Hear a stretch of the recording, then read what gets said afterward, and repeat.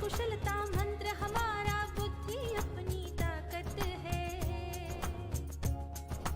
ज्ञान है गहरा, लगन है सच्ची और हाथों में हिम्मत है। कार्य कुशलता मंत्र हमारा, बुद्धि अपनी ताकत है। ज्ञान है गहरा, लगन है सच्ची और हाथों में हिम्मत है। इसी अस्मिता को लेकर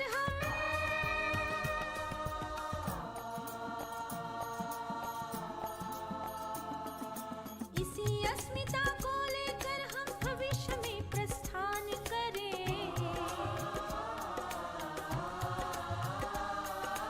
इसी अस्मिता को लेकर हम भविष्य में प्रस्थान करें। उनको सम्मानित करके हम खुद का ही सम्मान करें। अस्मिता, भारत अस्मिता, भारत अस्मिता, भारत अस्मिता, भारत अस्मिता, भारत अस्मिता, भारत अस्मिता, भारत अस्मिता। ला ओ ला ओ ला ओ ला ओ ला।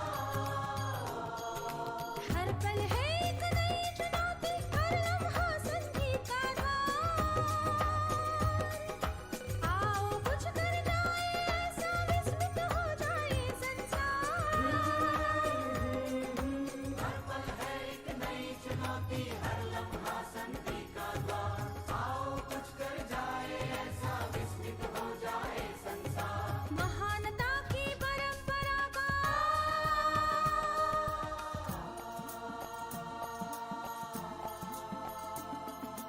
महानता की परंपरा का फिर से हम उत्थान करें।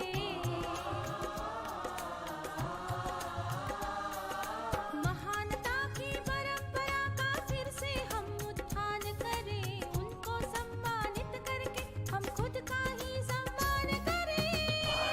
अस्मिता, भारत अस्मिता, भारत अस्मिता, भारत अस्मिता, भारत अस्मिता, भारत अस्मिता, भारत अस्मिता, भारत अस्मिता।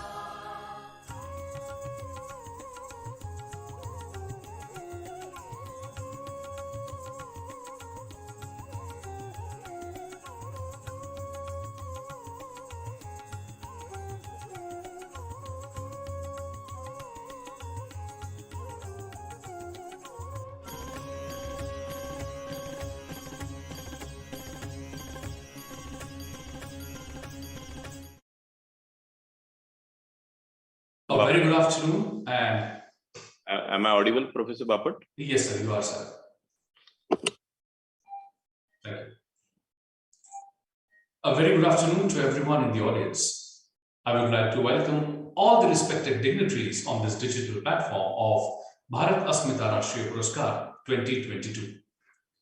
Bharat Asmita National Awards was incepted in year 2005 by MIT Group of Institutions, Pune, to honor the personalities who have contributed prominently to the country and are pride of Mother India, Bharat. The award was conceptualized by Rahul Karad to honor these personalities to inspire the youth and take forward their legacy. My friends, this will be the 18th year of this prestigious award. In this beautiful ceremony today, we would be awarding great personalities with Bharat Asmita Jan Pratinidhi Shrestha Award, Bharat Asmita Acharya Shrestha Award, Bharat Asmita Jan Jagran Shrestha Award, Bharat Asmita Vigyan Tantragyan Shrestha Award, and Bharat Asmita Jan Jagran Shrestha in two categories, that is best use of acting or direction and best use of lyrics and music or singing. It is indeed my honor and privilege to welcome each one of you on behalf of MIT World Peace University to Bharat Asmita Rashtriya Puraskar. And I'm happy to share with all of you there that at MIT Group of Institutions for last 40 years, we have been following a glorious tradition. At every campus of MIT Group of Institutions, the day begins with the prayer, which we call as World Peace Prayer, a prayer that does not talk about any caste, creed, or religion, but prays about the well-being of entire humanity. I would like to request everyone from this digital platform to please close your eyes, fold your hands, wherever you are. Bring the image of your mother, your father, your deity in front of your eyes and wholeheartedly participate in World Peace Prayer.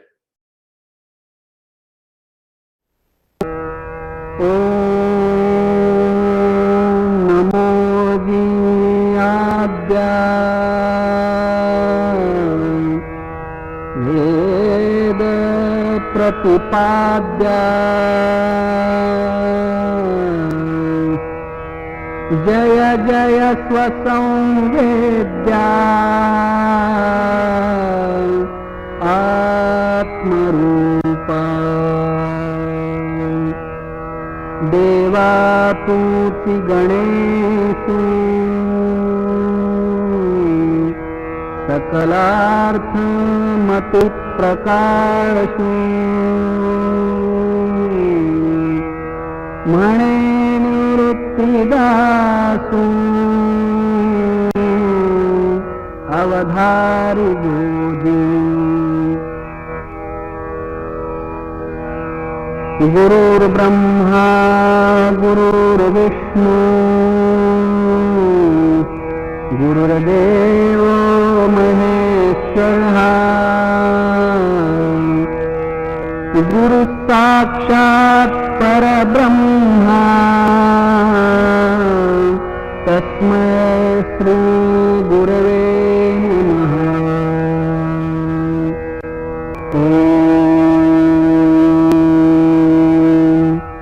पूर्णमदः पूर्णमिदं पूर्णात् पूर्णमुदच्यते पूर्णस्य पूर्णमादाय पूर्णमेवावशिष्यते।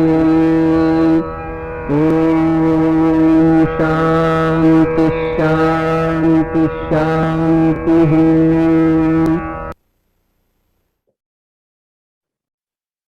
Thank you very much.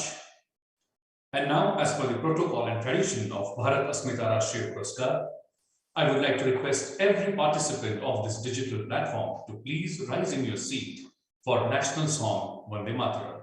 I request my technical team to kindly relay. Vande Mataram,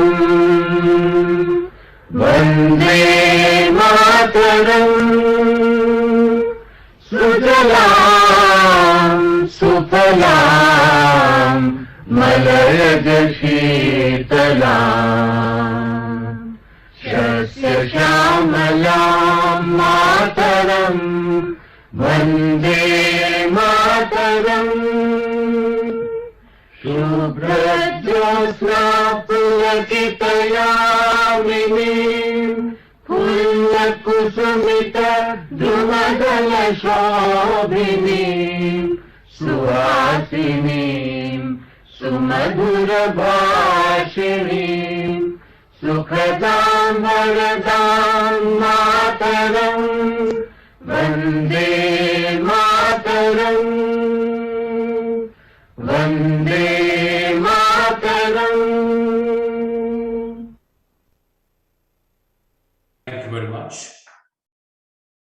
And now it's time when I request the Honorable Vice Chancellor of MIT World Peace University, Dr. R.M. Chitnisar, to kindly address the gathering. Over to you, sir. Thank you, Dr. Bapat, sir. Namaskar and good afternoon to all of you. Today is Bharat Asmita Award 18th edition. And on behalf of our founder president, revered Dr. Vishwanath Karad, sir, our executive president, Rahul Vishwanath Karad, sir, all the trustees of MIT Group of Institutions, all the division heads of MIT World Peace University, deans, HOS, faculty members, staff, student, and all the invitees of all other constituent group of MAEERs. Gives me immense pleasure to welcome Professor Kavil Ramachandran ji from Indian School of Business, Sri Padma Shri Mani Ratnam ji, acclaimed filmmaker, Miss Shireen Bhan ji, who is a noted journalist and TV anchor, Padma Shri Shankar Mahadevan ji, renowned singer, composer and actor as well, Dr. Krishna Ella sir of Bharat Biotech, who got Padma Shri recently, and Mr. Gaurav Gogoi, Honorable Lok Sabha member of Assam. Friends, 18 years back, our executive president, Rahul Karad sir, constituted these prestigious awards under leadership of Revered Dr. Karad sir, with the seed thought that it is our duty to recognize men and women who have dedicated their lives for the creation of better society. They are the ones who have contributed in their own ways to building this nation and left lasting impressions behind for the society and humanity at large. Why the name Bharat Asmita? The name of this award ceremony is so apt and befitting that the tremendous work being done by the awardees, the term Asmita denotes pride, goes very aptly with them. So the awards are to celebrate the pride and glory of all the awardees who have spent their lives for the betterment of the people in every way they can. Now, it is a matter of pride for all of us to honor them with appreciation, admiration, and great respect. We are happy to share with today's esteemed awardees that today also happens to be the birthday of Dr. Karad sir. Let's all wish him best of the best health and happiness with a long life to keep guiding us in the years to come. For us in MIT, this day marks the rise of the son named Dr. Vishwanath Karad sir, who has been showering light on our lives for the past many decades and brightening our lives in every possible way. Finally, let's express heartiest congratulations to all the esteemed awardees of today's function and warm welcome to all who have gathered here to witness the conferment of Bharat Asmita National Awards. Thank you very much. Jai Hind, Jai Bharat. Over to Dr. Bapat sir. Thank you very much, Honorable Vice Chancellor sir. Thank you very much for setting the right tone on this 18th Bharat Asmita Rashtriya Puraskar. My friends, Bharat Asmita Rashtriya Puraskar Samiti has realized that the impetus for growth of the nation lies in inspiring the next generation of Indian leaders by recognizing their potential. This platform is taking every effort to inspire the young students by bringing them face to face with eminent personalities who have created an impact on society through their selfless work. Let us understand more about Bharat Asmita Rashtriya Puraskar through a small theme film. I request my technical team to kindly relay.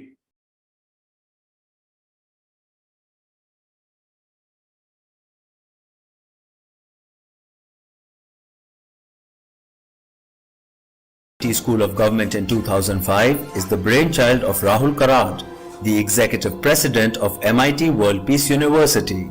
His idea of recognizing and celebrating deserving Indian nationals in the exemplary work they do in various domains and contributed meaningfully towards nation building was ably supported by visionary educationist and founder president of MIT WPU, Professor Dr. Vishwanath D. Karad. Late Mr. T. N. Seshan, former CEC, Dr. Raghunath Mashelkar, eminent scientist, and Dr. Vijay Bhatkar, noted computer scientist. Today, the award is regarded as one of the highly prestigious awards of the country and has augmented manifold in terms of reputation and stature since its inception. The award is meant to acknowledge the selfless and awe-inspiring feats of leaders from the field of management education, journalism and mass media, and politics, and have made this world a better place to live in for generations to come.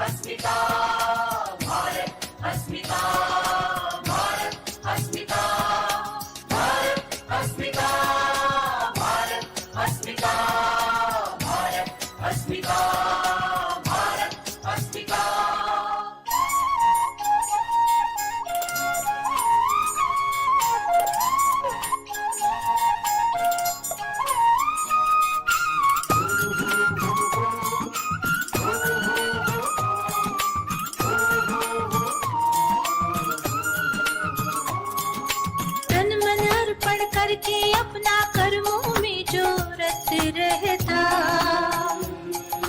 हर मुश्किल में बढ़ता जाए कर्मयोगी वो कहलाता। तन मन अर्पण करके अपना कर्मों में जो रत रहता, हर मुश्किल में बढ़ता जाए कर्मयोगी जो कहलाता। सपूत ये भारत के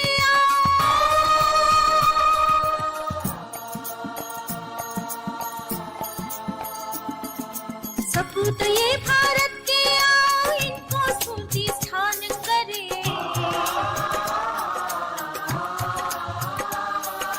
सपूत ये भारत के आओ, उनको स्फूर्ति स्थान करे। उनको सम्मानित करके हम खुद का ही सम्मान करें।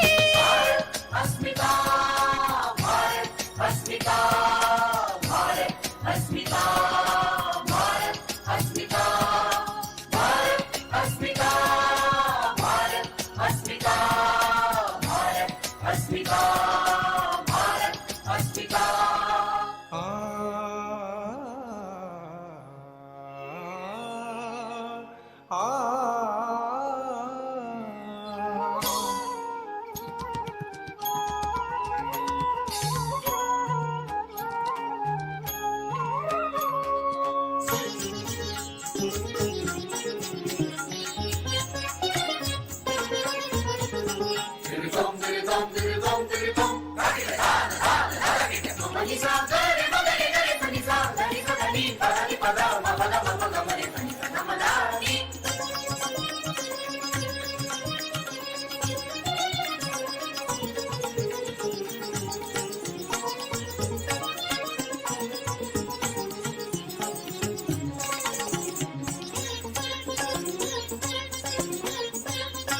कार्य कुशलता मंत्र हमारा, बुद्धि अपनी ताकत है। ज्ञान है गहरा, लगन है सच्ची और हाथों में हिम्मत है। कार्य कुशलता मंत्र हमारा, बुद्धि अपनी ताकत है। ज्ञान है गहरा, लगन है सच्ची और हाथों में हिम्मत है। इसी अस्मिता को लेकर हम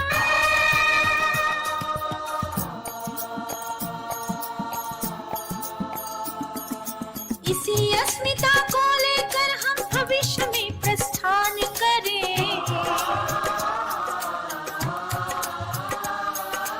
इसी अस्मिता को लेकर हम भविष्य में प्रस्थान करें। उनको सम्मानित करके हम खुद का ही सम्मान करें। अस्मिता, भारत अस्मिता, भारत अस्मिता, भारत अस्मिता, भारत अस्मिता, भारत अस्मिता, भारत अस्मिता, भारत अस्मिता।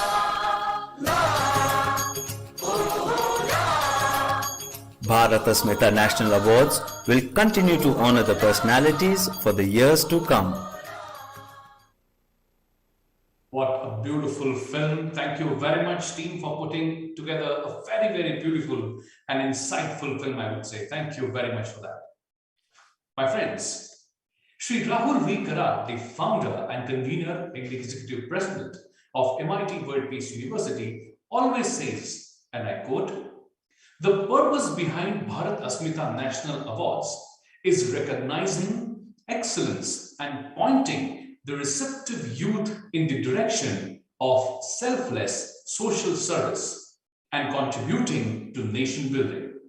We are certain that awardees will continue to provide inspiration to the future generations." Unquote.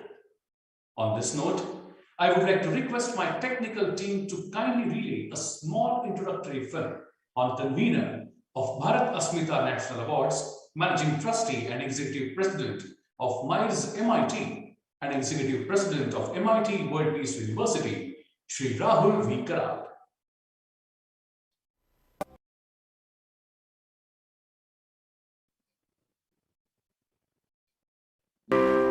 A good idea is 10% inspiration and 90% implementation.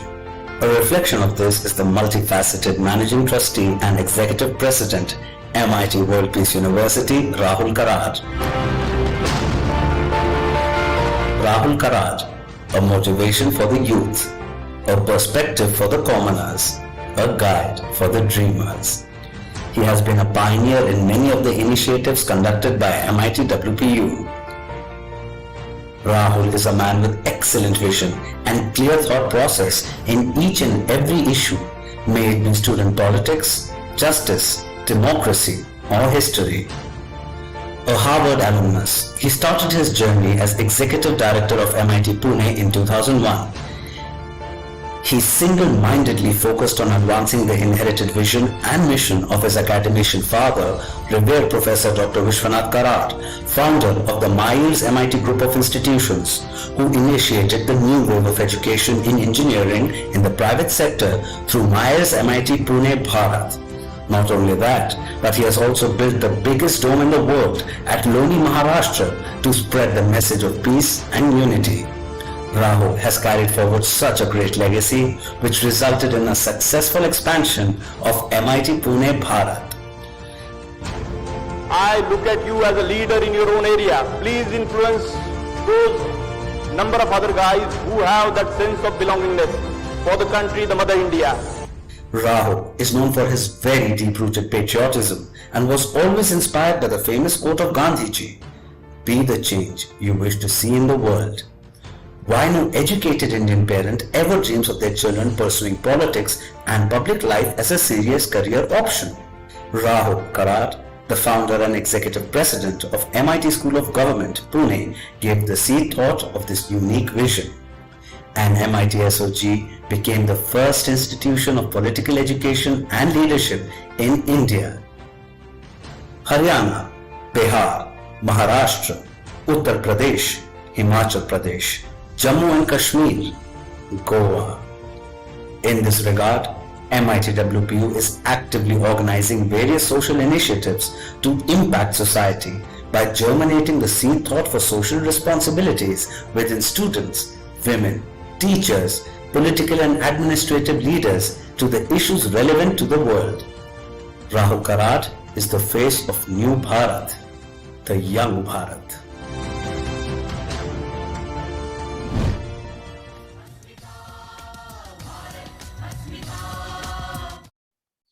Thank you very much for that film, and it is now indeed my honor and privilege to invite the convener of Bharat Asmita National Award, Managing Trustee and Executive President of MAEER's MIT, and Executive President of MIT World Peace University, Shri Rahul Karad. Over to you, sir. Thank you, Professor, for that generous introduction. Janani Janma Bhumisha Swargadapi Gariyasi. Behalf of the bodies of trustees and the chairman of Bharat Asmita National Awards Committee, Shri R.A. Mashelkarji, all the other respected members, Padma Bhushan, Dr. Vijay Bhatkar ji, Dr. Shyam Benegal ji, Shri Nadir Godrej ji, Madam Ritu Chabria ji, and of course our beloved founder, Dr. Vishwanath Karad, with his blessings, this very idea of Bharat Asmita National Awards we could establish in the year 2005. I welcome all the award winners of today's program. I wish to truly congratulate and compliment these great visionaries, leaders who impacted positively, so much in their lifetime at the national and international level. I want to make a mention about Professor Dr. Kabil Ramachandran ji. No words to express my happiness, Professor. Long back, we had a little chat, and you are one such individual who basically initiated the family constitution concept in our country and at the international level also. As we all know that 80% businesses are very well run and activated by the various families in India or abroad. But Professor Ramcharan is one such individual that in our country, particularly management education, also we started quite late compared to the Western world. But he is one such man. I think that backlog he could cover up in the area of family business. Sir, I want to welcome you on behalf of all the members and everybody. You are truly genius and truly worthy of this very word, the Bharat Asmita, and the egoless pride what we continuously trying to convey last 17 years through this exercise of establishment of Bharat Asmita National Awards. Thank you, Professor Kabil Ramachandran ji. I want to welcome and congratulate another great visionary leader, Dr. Krishna Ella ji. The man whom we know last 2 years in the pandemic scenario, not just our country but worldwide. This very company, the way they produce so many vaccines and supplied at the various levels with the support of the government and various other bodies. I think Dr. Krishna Ella ji, I'm very, very thankful that your contribution, this country, the world is recognizing, and in a sense, you are honoring us. And in this period in the human history, we all have gone through such a typical crucial situation. And I think you are like a god. I must say that, when there are other companies also contributed well, but I think your institution, Bharat Biotech, this name is very well known in the country. We are very, very thankful that this very message today will definitely sensitize many youth in my institutions and nationally also through social media. Though we wanted to conduct this very ceremony here at our place, but as we know, with the situations and the COVID norms, we could not do. But I'm very, very thankful, Dr. Krishna Ella ji, for participating today in this very important program. I also want to say that very generously, we have some token of amount which we give it to confer to all the award winners. And Dr. Krishna Ella, he said that he want to donate rather another 5 lakh rupees from his institution to some of those needy students. So I'm really thankful for your this gesture, Dr. Krishna Ella. Another, the great lady, I want to say, Madam Shireen Bhan. We all know she's a very popular face on the news channels. At such an early age, she started her career, and various forums she has sensitized the youngsters. And through the this Bharat Asmita Jana Jagrana Award, we felt that we must recognize her contribution. Madam Shireen, I think we are very happy that you are going to receive this award today, and you accepted to be a part of this very movement and convey your message to our students and the other students of the country, the youngsters.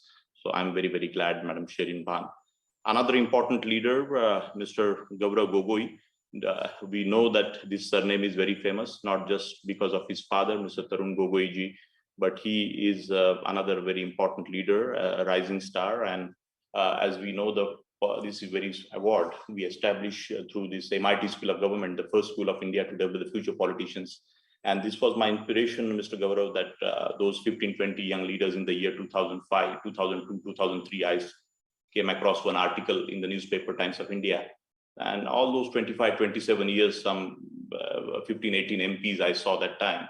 And that was inspiration. And that time my age was the same. And when I saw the qualifications of all these people, I felt that we must start once at school. And in the year 2005, Bharat Asmita National Award was also established. And in the year 2005, the India's first school to develop the future politicians, MIT School of Government, we could establish. Over 500 students have come out, 6 have become MLAs, and various other political parties, office bearers, they have evolved. And I'm very hopeful that in the days to come, many qualified, competent, and ethical MPs, MLAs, ministers will come out of this school. So I'm very glad, Mr. Gogoi, we have a great hope and expectations that our democracy definitely is in the right hand. Thank you, Mr. Gaurav.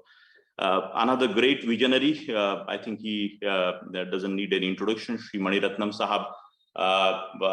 From at a very early age, I saw many of his movies from Bombay to Roja and Iruvar and many Tamil movies, and in Bollywood also he created a great impact. But I must say that cinema, I look at, my dear friends, as a great tool, and I see a lot of similarity between the university and the cinema and the movies, because the canvas of any such medium, when it goes through the television or cinema theaters, I think it has a huge impact on the society. And Mani Ratnam Sahab, always any producer director, he need to think 10 times when he's making the film. I know some other film producer directors. It's not an easy task. And particularly when want to create some historic movie or the movie which truly sensitize the youngsters of the society in the direction of patriotism or such areas of society, I think it is not easy. And you have shown that courage, Mani Ratnam Sahab. I think it's a great contribution of yours, and you have given the great assets to our country, I must say, through these such creations of many such important films. And we have the film school. Mr. Jabbar Patel is a great visionary, another leader. He's a chairman of our school. Shabana ji and many other film producers and some such. And we feel that cinema can become a great important tool. The Raj Kapoor family, the great Raj Kapoor family, Krishna ji donated one very important land to our beloved founder and our institution in the year 2000, and where we have constructed this huge dome, the biggest dome of the world, which unifies science and spirituality. A very unique vision our founder conveyed to the world, that how do we imbibe this very thought of science and spirituality so that we can create a better graduates for the future of the country and the world. So someday we will request you to come, brother. This event, very Bharat Asmita National Awards, the 18th award, we wanted to conduct in that very historic dome of World Peace Dome, where 54 statues of saints, scientists, philosophers, and founders of all the religions, and many other such important visionaries. And our founder believes that these people have laid the foundation for humanity, how to live and how not to live. And we are trying to follow little path, what he has shown some 4 decades before to our institution. This is a large charitable trust with some 60,000 students, various institutions and universities and colleges. And among those, some 20-30 important private professional education groups in the country. And we are committed, Mr. Mani Ratnam, that we want to really do meaningful work. And I'm very glad and emotional today that you have today accepted this very important award. Thank you, Mr. Mani Ratnam. Another visionary and the very popular Shankar Mahadevan ji, whom we know that music is such one thing that our founder always says that संगीत के माध्यम से ईश्वर दर्शन होता है. तो मुझे लगता है शंकर महादेवन जी, आपने आपके इतने छोटे उम्र से लेके अभी तक महाराष्ट्र में, महाराष्ट्र के बाहर और राष्ट्रीय लेवल के ऊपर बॉलीवुड में हो, मराठी फिल्म इंडस्ट्री में भी हो, तो जिस तरीके का काम और जिस तरीके के क्रिएशंस आपने किए, मैं आपको कॉम्प्लीमेंट करता हूँ, कॉन्ग्रेचुलेट करता हूँ. And without taking too long, there are just 2-3 important points I feel that this 75 years of independence, we are going through this very year, as we all know that. And Bharat is one such word, Bharat Asmita National Awards. Today I remember the great, another important leader, Shri T.N. Seshan, the former Chief Election Commissioner, Shri T.N. Seshan ji, for the first time, this idea I shared with him, that Mr. Seshan, we wish to establish one such award. Our founder wished to establish some award. And I went to Chennai and we had a great meeting, and he said, Rahul, what can be the name? And yes, I want to be a part of it. And then we came up with this terminology, the Bharat Asmita. So what is the meaning? Then he said, in South India, we don't know Bharat Asmita. What is the exact meaning? The Asmita word. Asmita is a Sanskrit word, which is a very, but then he said, yes, egoless pride and so many things. So I today, almost this journey of 18 years, and later on Dr. Mashelkar ji and Dr. Bhatkar ji, all of them, they supported this very concept, and because of their efforts and blessings, I must say, today we could establish this award very beautifully. And this particular 75th year of independence, I look at it and I have been trying to convey to the students and the society at large that what are those important changes or amendments we must do so that the generations further, there was a, the British Raj, before that also so many people invaded us, and the whole Indian history, we all know that. So I said that long back, that there are many cities' names we have changed, many such other names also we have changed. Some people say, what way these things are going to help? But my feeling is, the India name is given, my father Rahul is given this name by my father, or anybody for that matter, the name is given by the family. Can we, after 75 years, can we start saying that Bharat everywhere? The Bombay is now said to be Mumbai, or Chennai, Madras was a British time name, and Bangalore to Bengaluru. Various such names have changed. And my feeling is, how do we really convey to the younger generation that, so that they really carry that true pride for our country, that we are now always last 15-20 year journey. When I look at it, my dear friends, that all the time we look at the developed economies, that what they do, then we try to copy them. So I think that is not good approach all the time. So we have to truly give a pride to our own society and the people and the youngsters and the students and the demographic dividend, that we are the original thinkers and we have to be really creative. And I think through this exercise, my dear friends, a lot of innovations and creativity can, truly, that the mindset change, the colonial mindset thinking, how do we really change? That's what also I have a feeling that we have to truly think our education system, the new education policy has to think. They have made a lot of changes, and we as education center, we have doing a lot of experiments here, my dear friends. And I think this is one such thing that, the India name, how can we change to Bharat? So this is one appeal through this very platform also I'm making to all the award winners, also all the students and all the body members and the government also, that we need to really think. And another important thing I am saying, that the 15th of August we celebrate as Independence Day, my dear friends. And even in this independence word also, Professor Bhatkar I can see, and many other luminaries I can see, Ritu Chabria ji, when I say that I have given independence to somebody, so I get a feeling, who am I to give the independence to some person? हम कोई कुत्ते बिल्ली है कि हम कौन है, हमें कौन इंडिपेंडेंस दे सकता है? We are such a self-liberated country. We have such a great history, legacy. I think Dr. Bhatkar can speak a lot on this. Our founder himself, he's such a visionary. He can speak on this. So, and that's how the Bharat Asmita National Awards. So here also I'm proposing that the 15th of August, the Independence Day, also we should, this is not a day to celebrate and make Diwali. The Britishers left and we got this thing. I think this is a remembrance day. We all have to really remember the sacrifices of those people and really come out with those emotions, my dear friends, on such dates of the importance. So can we change this name even 15th August as Independence Day to National Day? That is also one thought I'm just throwing in front of all of you. From Pandit Nehru ji to Prime Minister Modi ji, so much work has happened, my dear friends. And the diaspora in between was sensitized by our Honorable Prime Minister worldwide. He visited. And how do we, really make a use of this diaspora also is also one feeling in my mind. Last 2-3 years, I'm working on that idea also. There are some 20-25,000 Indian origin academia, professor, researchers, scientists in United States. And now we as a global society. So how do we really make the bridge and, develop our education system to the next level and come out with a new version for the society? So many things can be said, but once again, I want to compliment all those members and the awards whom we are conferring today.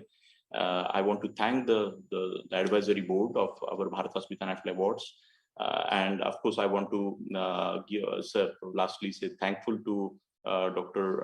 Mashelkar ji, because of his efforts last 10 years. I think so much improvement in this Bharat Asmita National Awards. We could achieve this level today. And last but not the least, our beloved founder, who gave a great vision to our country, that one such professional institution called as MIT World Peace University, wherein we want to create some such holistic graduates who can truly make an impact and influence the society and have that purpose for the life in their career. So once again, I'm thankful, and Jai Hind, Jai Bharat. Thank you, everybody. Thank you for the opportunity. Thank you. Thank you very much, sir.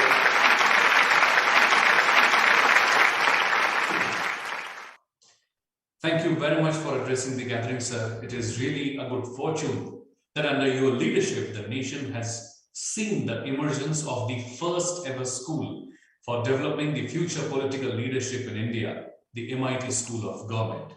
A school standing on a firm foundation and belief that trained political leadership can change the course of progress of Bharat. This seed thought of yours has given birth to the platforms like Bharatiya Chhatra Sansad, National Teachers Congress, National Conference on Media and Journalism, National Women's Parliament, World Health Parliament, International Symposium on Law and Peace, and Sarpanch Sansad, and many more. Thank you, sir. Thank you very much indeed for your guidance and your leadership and the path that you are showing us. Thank you, sir. Thank you very much. My friends, it is time that we move forward with the most awaited part of this function. Bharat Asmita National Awards also finds its true relevance in the thoughts of Shri Rahul Karad. He always says that the British act of withdrawing themselves from India was a response to the brave resolve of Indians to practice Purna Swaraj for themselves. Shri Rahul Karad also urges all Indians to resolve to revive the spirit of Bharat, which has always been Swatantrata in its spirit, thoughts and actions. It is time to demonstrate the indomitable force of Bharatiyatva, to unshackle the remains of colonial thinking and practices from everyday lives of all Indians. More to these thoughts, Bharat Asmita Rashtriya Puraskar Samiti has awarded many such personalities who have demonstrated strong commitment towards Bharatiyatva.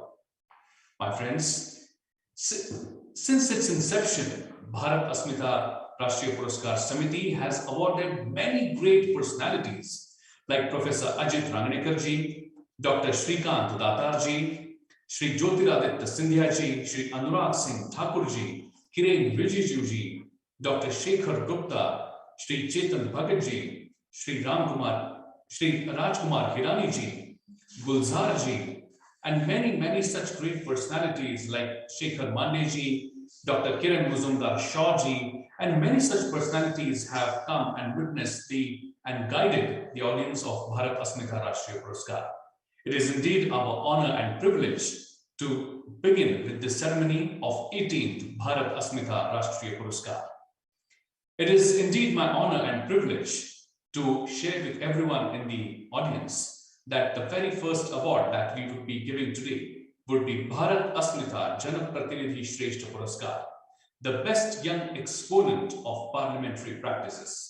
And it is indeed my honor and privilege to share with you that today we have with us Honorable Member of Parliament to Lok Sabha and Deputy Leader of Indian National Congress Lok Sabha, Shri Gaurav Gogoi ji, on whom we would be bestowing this award. I would like to request my technical team to kindly relay a small film made on life and work of Shri Gaurav Gogoi ji.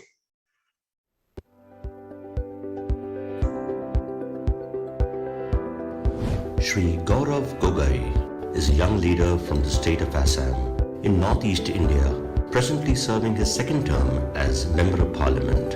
In the current 17th Lok Sabha, he serves as the Deputy Leader of the Congress Party. Shri Gogoi holds Masters in Public Administration from New York University and Bachelor of Technology degree from Guru Gobind Singh Indraprasth University. He is a member of the Parliamentary Standing Committee on Finance, the Joint Committee on Biological Diversity, Amendment Bill 2021, and the Committee on Government Assurances. He was also a member of the Joint Committee on the Personal Data Protection Bill 2019. Shri Gogoi is a passionate advocate for environmental causes, which is reflected in his convenership of the Members of Parliament Group for Clean Air.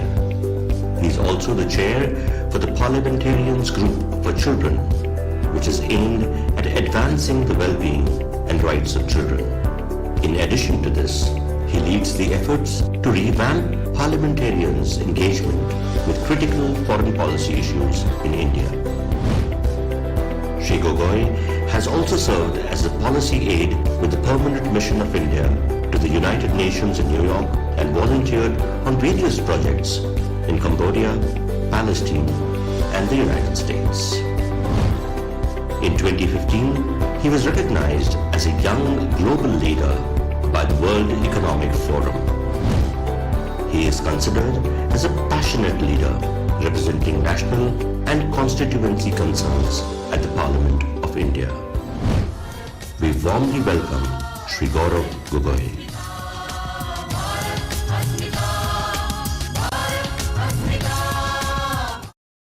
Thank you very much much for that video, and I'm sure Shri Gogoiji would remember that he has addressed, and I would like to once again thank him, because in the year 2015, he interacted personally with the batch of MIT School of Government in New Delhi. Thank you very much for that day, sir. We still remember.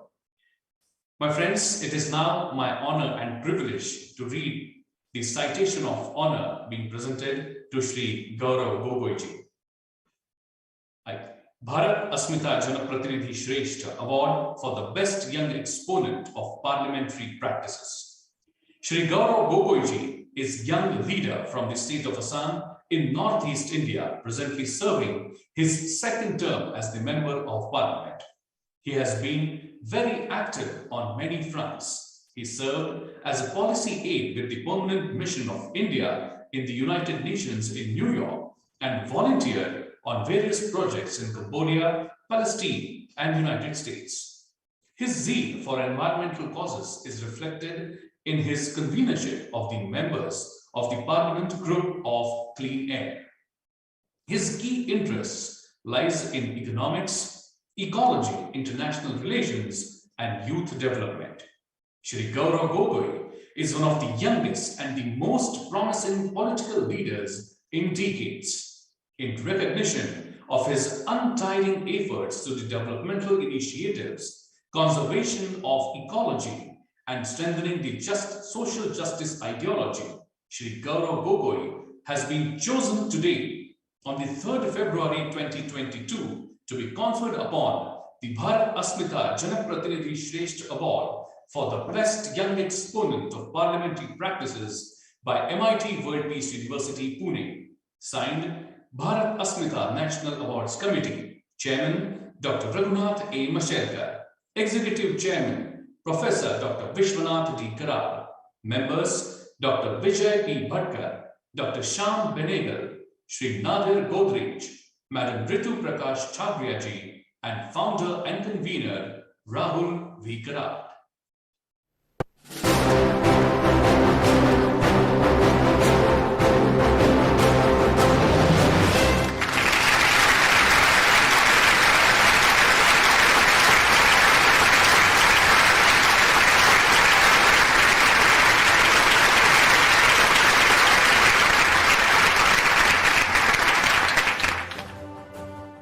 Thank you very much, Shri Gaurav Gogoi sir. Thank you very much for accepting this award. We all are keen to listen to your address. Over to you, sir.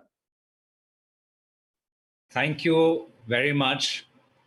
First of all, let me extend my deepest and most humble gratitude to the members of the award selection committee, comprising of many eminent personalities, for bestowing this great honor upon me. And secondly, let me also extend my deepest congratulations to the fellow awardees who are extremely august personalities, tremendous achievers and icons. The Shri Rahul Karad in his opening remarks spoke about them as well. Dr. Krishna Ella ji, Ratnam ji, Dr. Ramachandran ji, Shireen and others as well. So I think I'm in very august company, and I feel this is a tremendous honor that MIT WPU has bestowed upon me. And I do remember interacting with the students of the university actually at my own residence, and it was a wonderful interaction.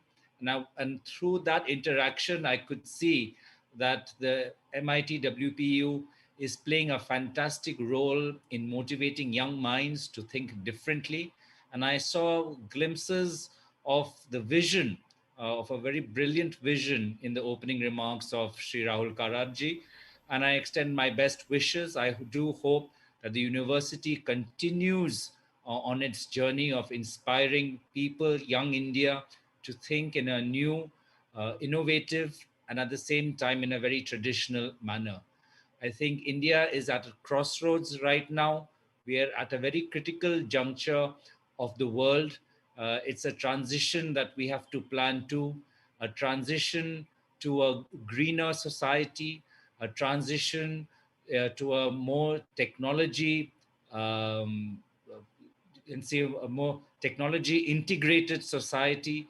And and as we transition, I think it's very important that we manage this transition, because if we don't set ourselves on the right trajectory, if we don't give ourselves the right benchmarks, then we might go astray, and then we might lose valuable time that we need to invest in our country and in our society. And I think no, an educational institution is the best place to prepare our young minds for the world that they're going to see. And I think it's very important that at such a juncture that we give them we remind them of certain basic human values that should not disappear. The world can continue to change, but basic values of decency, sincerity, patience, and humility should never change. And I fear that in this transition, as there's more and more advent of social media, we as a society collectively tend to be a lot more impatient. We tend to disagree more, and we tend to listen less. And I think it's very important that we are open and inclusive, and that we are able to listen to each other and be patient with each other. I think we have to understand that we need not rush and be so hasty. And I think that's a very important concept, because in this today's era of social media, it's so easy to get caught up in us versus them. There is no us and them, there is we. And we, the people of India, have the right to think differently, have the right to practice our respective faiths. We have the right to fraternize in our communities. The values which are enshrined in our constitution of liberty, equality, fraternity, justice.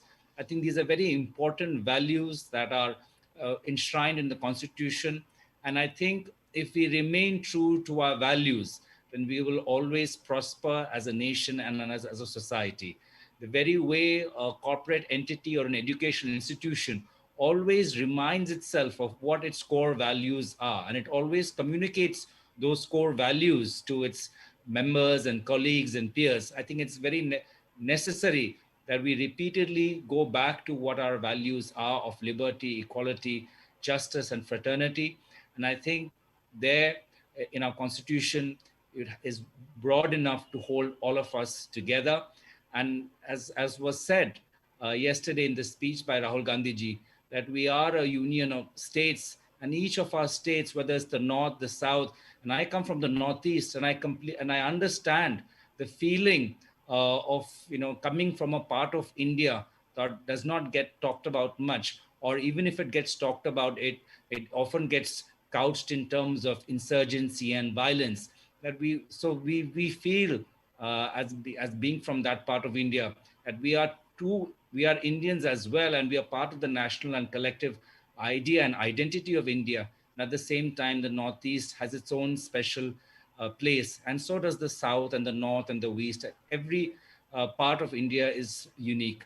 So again, I have, I think a tremendous amount of responsibility that I feel today as an account of receiving this award.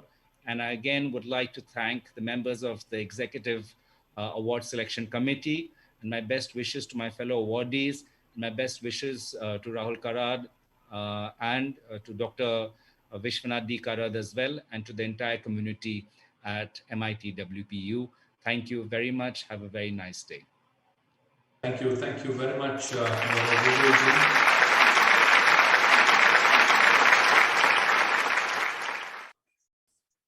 I'm sure your work and your personality will keep guiding everyone in time to come. Thank you very much for being part of this ceremony today and accepting the award. Thank you very much, sir. Now it is indeed my honor and privilege to welcome on this digital dais Padma Bhushan, father of Param Supercomputer of India, educationist and Chancellor of Nalanda University, and member of Bharat Asmita National Awards Selection Committee, Dr. Vijay Bhatkar. I request my technical team to kindly relay a small film made on life and work of Dr. Vijay Bhatkar.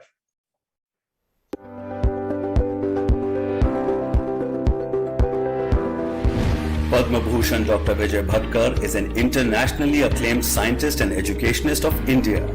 He is best known as the architect of India's national initiative in supercomputing, where he led the development of India's first supercomputer Param in 1990. Dr. Vijay Bhatkar is currently the Chancellor of Nalanda University.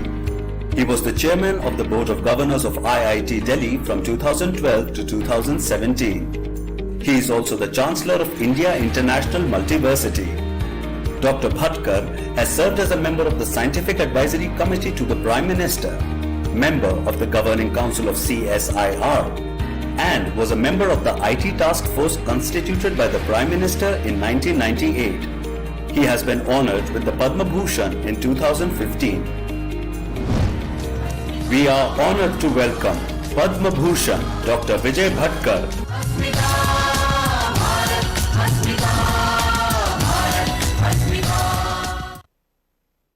Thank you very much for that film. I now request Sir to kindly address the gathering. Today is a great day, an incredible day in the life of an incredible person. We are meeting in the campus of World Peace University, which is named after Reverend Professor Vishwanath Karad. This name has a special meaning for me, for many of us here.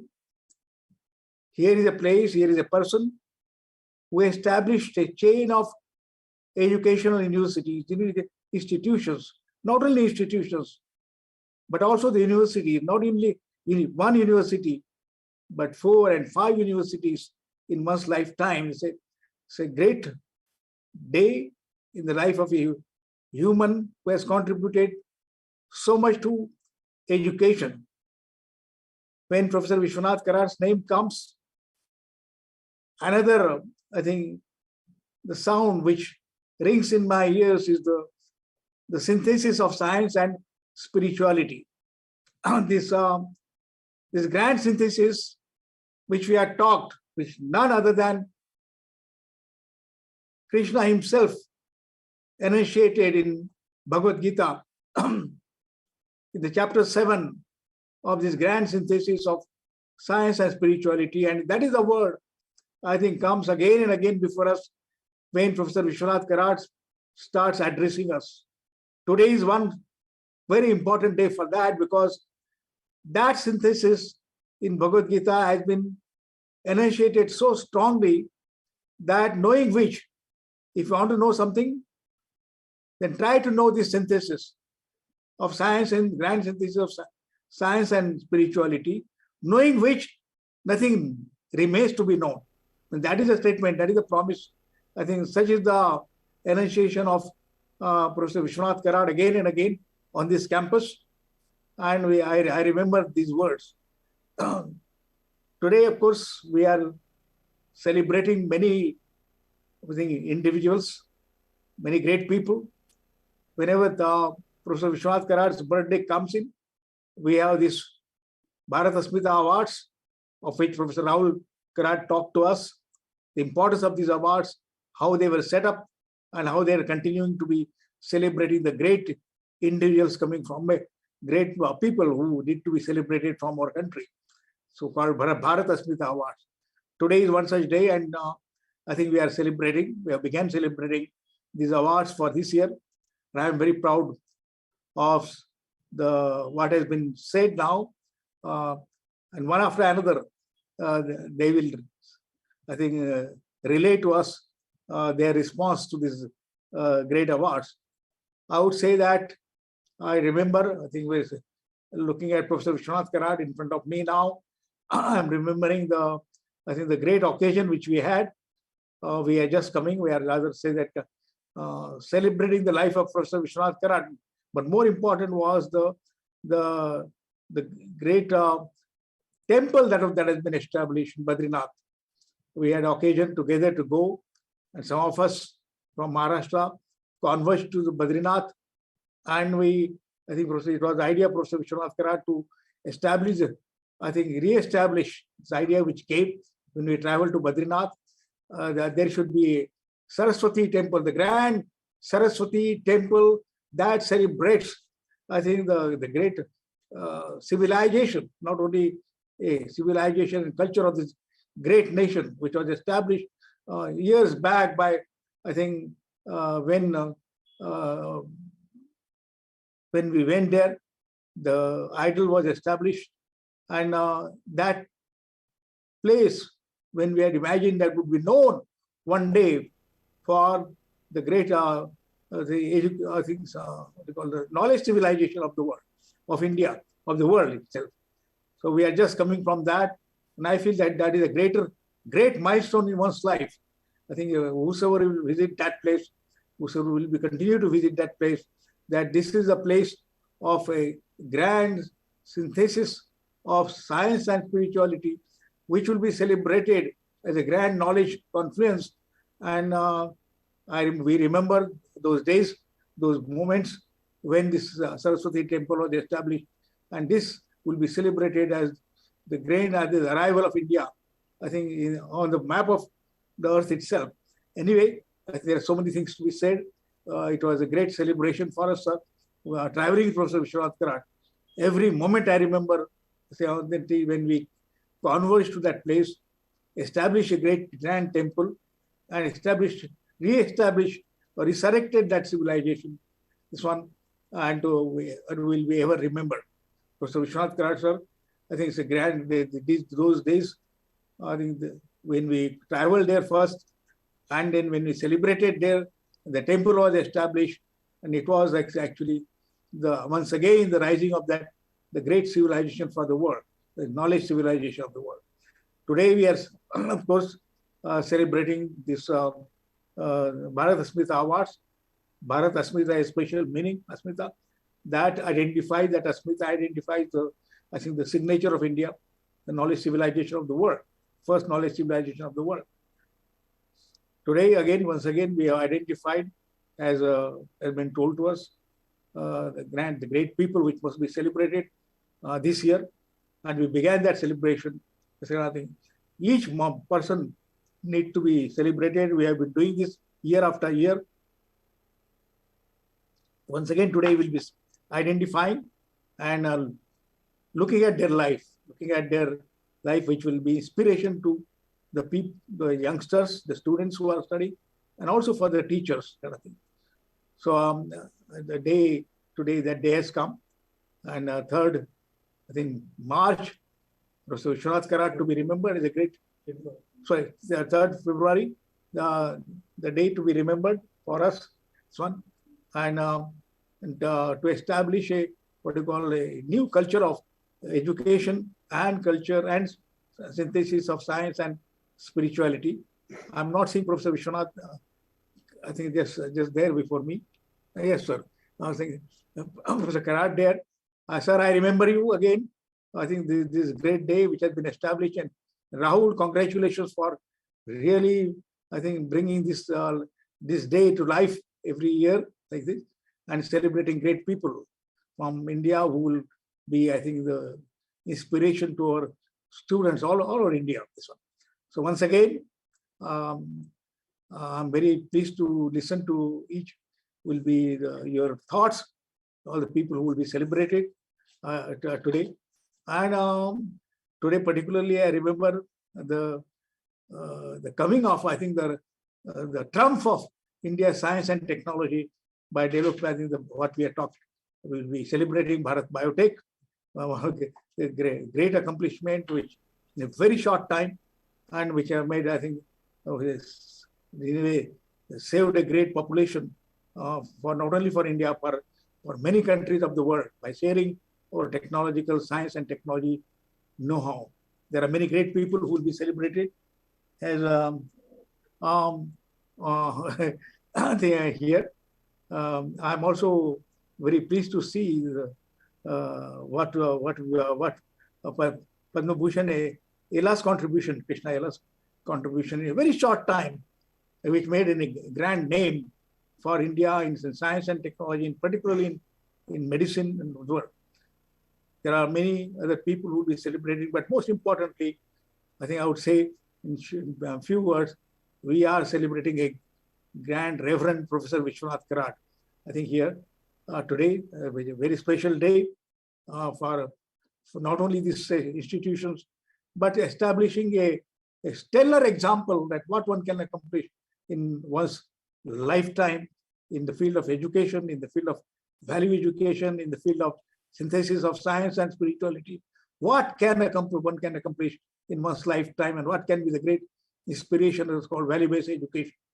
So Professor Vishwanath Karad, I'd like to salute you from here, what you accomplished, and what you will continue to, I think, etch your signature in the field of education in India. Once again, I think to great day, 18th edition of this these awards, one after another, year after year after, they have been radiating, I think, the contributions of India into education, and new benchmarks you are writing from one after other, several universities. So once again, sir, congratulations, thank you, salute to you for what you accomplished, and salute to Rahul. So I think taking it to newer and newer heights every year. Thank you very much. Thank you very much.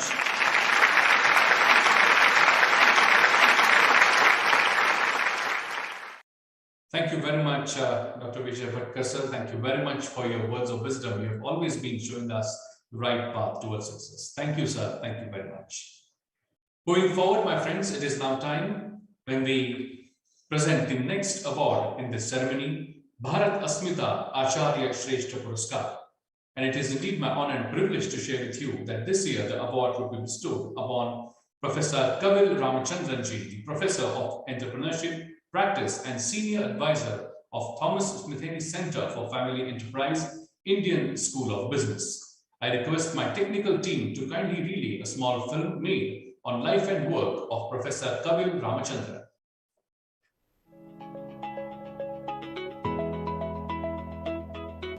It's not about teaching entrepreneurship, but encouraging students to become entrepreneurs. Dr. Kavil Ramachandran is widely known for his academic and institution building initiatives on entrepreneurship and family business fronts. I found that family business is such an important part of Indian economy. Nobody was working in this area.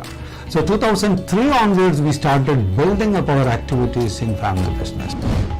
He has been a professor of family business, entrepreneurship and strategy, and has 36 years of combined experience as an academic at the Indian School of Business and the Indian Institute of Management, Ahmedabad. He did his PhD from Cranfield University, UK, and has done research in family business, entrepreneurship and strategy. Has authored, edited 7 books, several book chapters, and published extensively in reputed Indian and overseas journals. He has presented research papers at all major international conferences and delivered keynote speeches at business and academic conferences in Asia and Europe. He has authored several case studies, interacted with several well-known family business leaders and global experts, and has consulted on transformation of family business. He has taught family business at universities in Germany, UK, and Switzerland. We found that one major challenge is to prepare the younger generation to take up the challenges, to take up the responsibilities of leading the family business. He is a frequent speaker to communities of family businesses in India and abroad, and writes for business and popular media regularly. He has served on various advisory committees of the Government of India, World Bank, and Securities and Exchange Board of India. His book, The 10 Commandments for Family Business, has been considered as one of the best books in this area. He has been a pioneer, academic entrepreneur, propagating the message of strengthening family business in India and outside. We warmly welcome Dr. Kavil Ramachandran.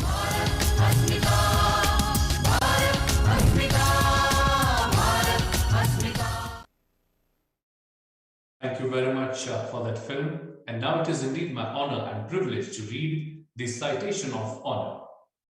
Professor Kavil Ramachandran, Professor of Entrepreneurship Practice and Senior Advisor of Thomas Mitheney's Center for Family Enterprise, Indian School of Business.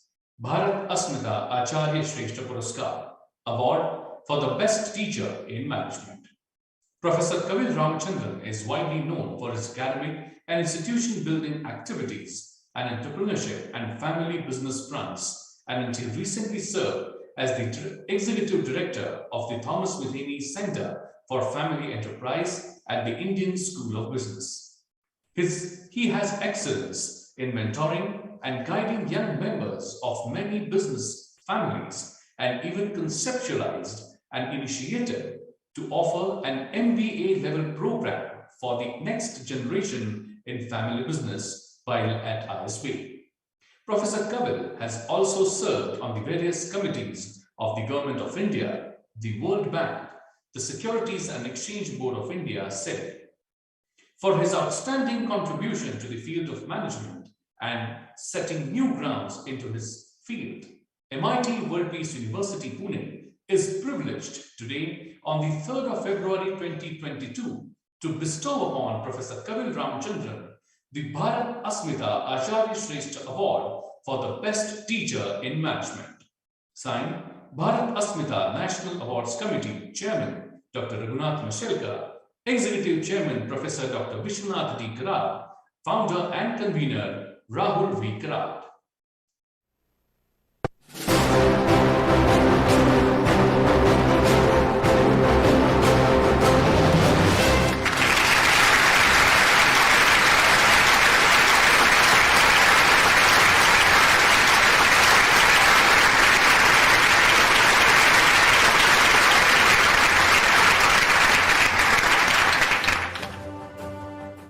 Thank you very much, Professor Kavil Ramachandran. Over to you, sir. Thank you very much for that very, very generous introduction. Honorable Professor Dr. Vishwanath Karad, Dr. R.M. Chitnis, Dr. R.M. Mashelkar, Mr. Rahul Karad, Dr. Vijay Bhatkar, fellow award winners, distinguished guests, and my dear friends.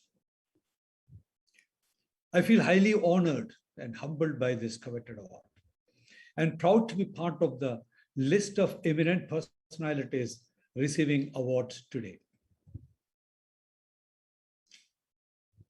As a child, I was deeply influenced by the teachings of Mahatma Gandhi and Swami Vivekananda.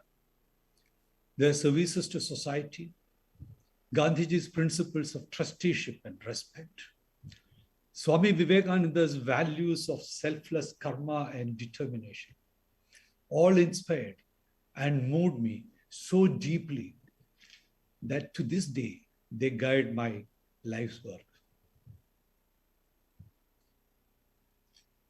I decided that I wanted to be a teacher when I was still a youngish college student. And so I set out to achieve this goal.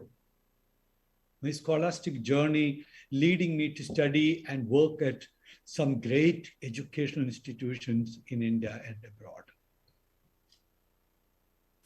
I had also decided early on in my life that I wanted to live in India.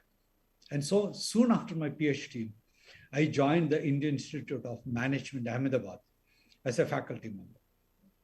For me, it was a dream come true to belong to this great institution that pioneered management education in India. I also discovered that IIM was not just a business school, but an establishment that served the professional management needs of all constituents of the economy.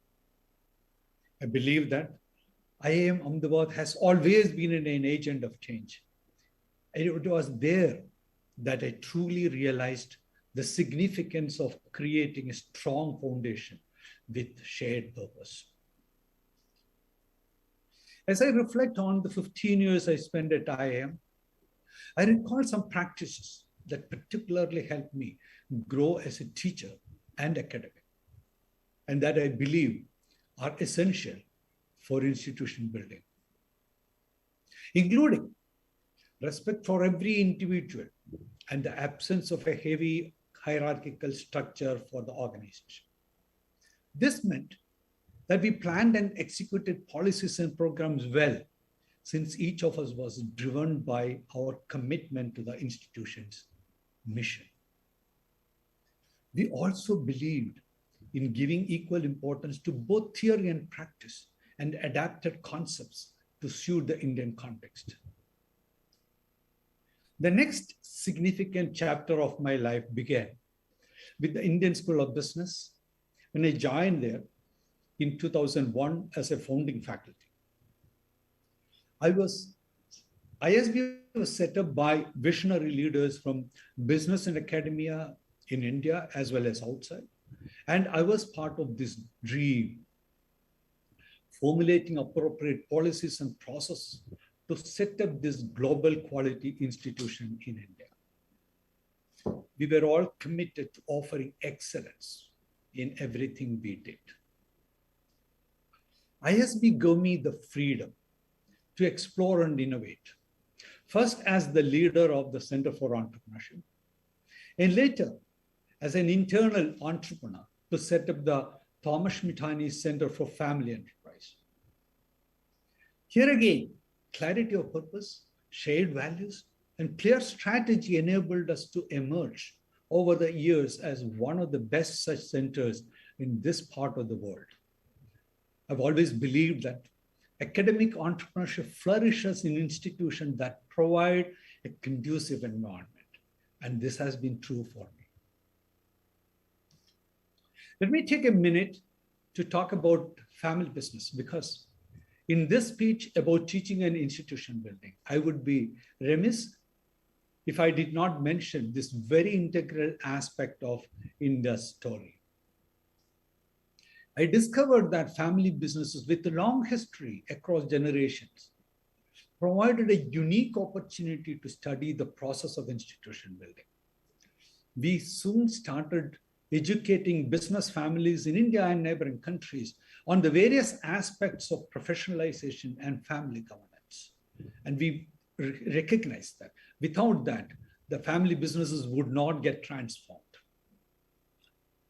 I have realized that with all organizations, academic and non-academic, family or non-family controlled, it is their complete commitment to the practice of stewardship value that enabled them to grow and become long-lasting institutions.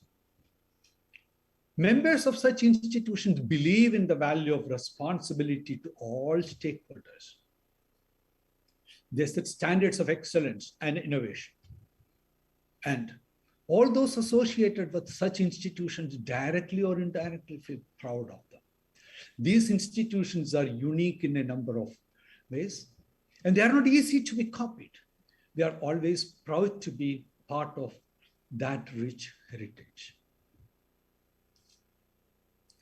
Despite the gloom prevailing all around the globe now, because of the turbulence on the socio-political, economic, technological, or other fronts, we have institutions such as the IIMs and ISBs that give us hope.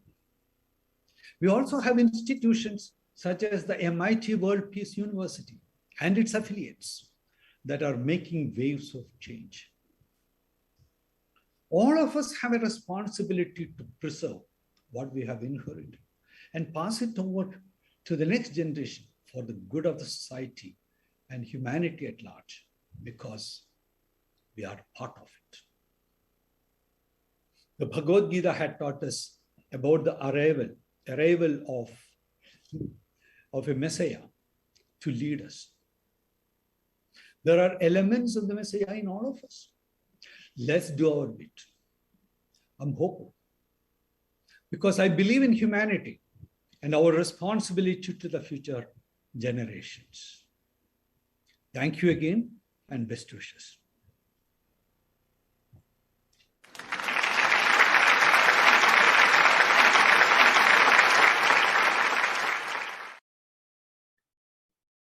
Thank you, sir. Thank you very much for addressing the gathering. Thank you very much. My friends, it is indeed my honor and privilege to share with you that today we have a galaxy of awardees whose life and work is indeed, I would say, something that we all can look up to and follow in our lives. Thank you very much, sir, once again for addressing the gathering. I would now like to request the co-founder and managing trustee of Mukul Madhav Foundation and director of Finolex Industries Limited and member of Bharat Asmita National Awards Selection Committee, Ritu Chabria ji, to address the gathering. But before that, I would like to request my technical team if they can please relay a small film made on life and work of Ritu Chabria ji.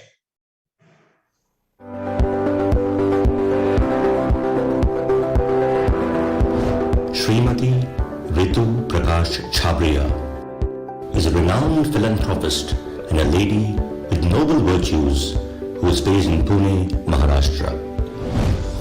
Last 22 years, she has touched more than 8 lakh people across the sectors of healthcare and education through Mukul Madhav Foundation, MMF.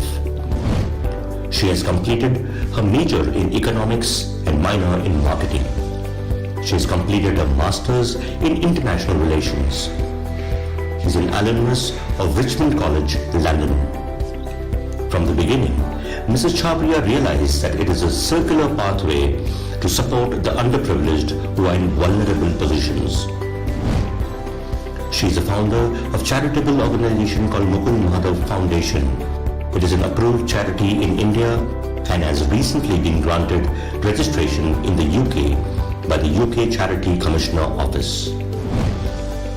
Mrs. Chabria was on the board of trustees of Make-A-Wish Foundation, India, from 2014 to 2019. She is also a committee member of the Agri-Horticultural Society of Western India, Empress Botanical Garden. Recently, she has been appointed as a nominee of Hinduja Foundation on the Board of Management of PD Hinduja Sindhi Hospital, Bangalore. We warmly welcome Srimati Ritu Chabria.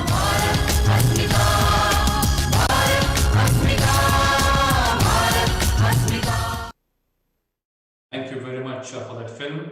And I now request Madam to kindly address the gathering. Over to you, Madam. Thank you so much. That was truly a beautiful video put together to welcome me. Thank you. I don't deserve this, but I really am touched. Thank you. Good afternoon, good evening to everybody, and great warm salutations to all the dignitaries here. I'm always humbled to be given this position and this opportunity to speak. So a very big thank you to Rahul ji and to the great vision of Vishwanath ji. I celebrate and really truly salute you for the vision that continues year on year to celebrate dignitaries as well as those who are making a great place in our society with the great big steps that they're taking in various different fields. I am honored as always. I am truly touched by what has been said by Dr. Bhatkar ji, by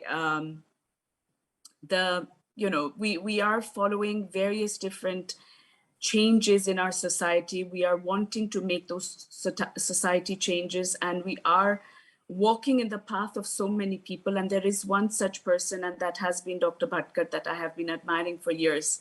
So I'm very honored that I am here with him. I just would like to make a very short speech because there's so much that has been said and so much that has to come as I complete what I have to say. But congratulations to one and all. And I do hope that our paths meet. We are all online, but somehow, sometime soon, we should all meet. And I hope that this pandemic allows us to do so. We at Mukul Madhav are working on various different verticals, and there are very many chances that we can align and move and collaborate on various things if time allows us to do so. And once again, thank you, and thank you for this platform where we are able to touch each other's lives and each other's ways forward for the betterment of our future. Thank you. Thank you very much, Madam. Thank you very much.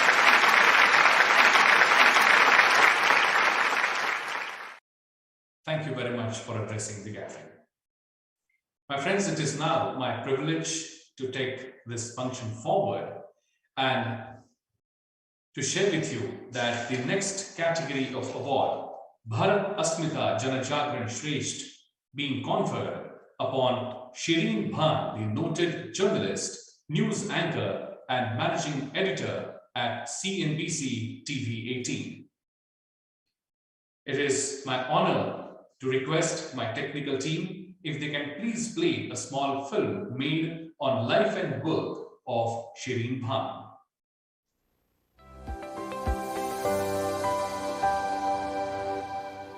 Ladies and gentlemen, tuning in from all over the world, a very warm welcome to each one of you.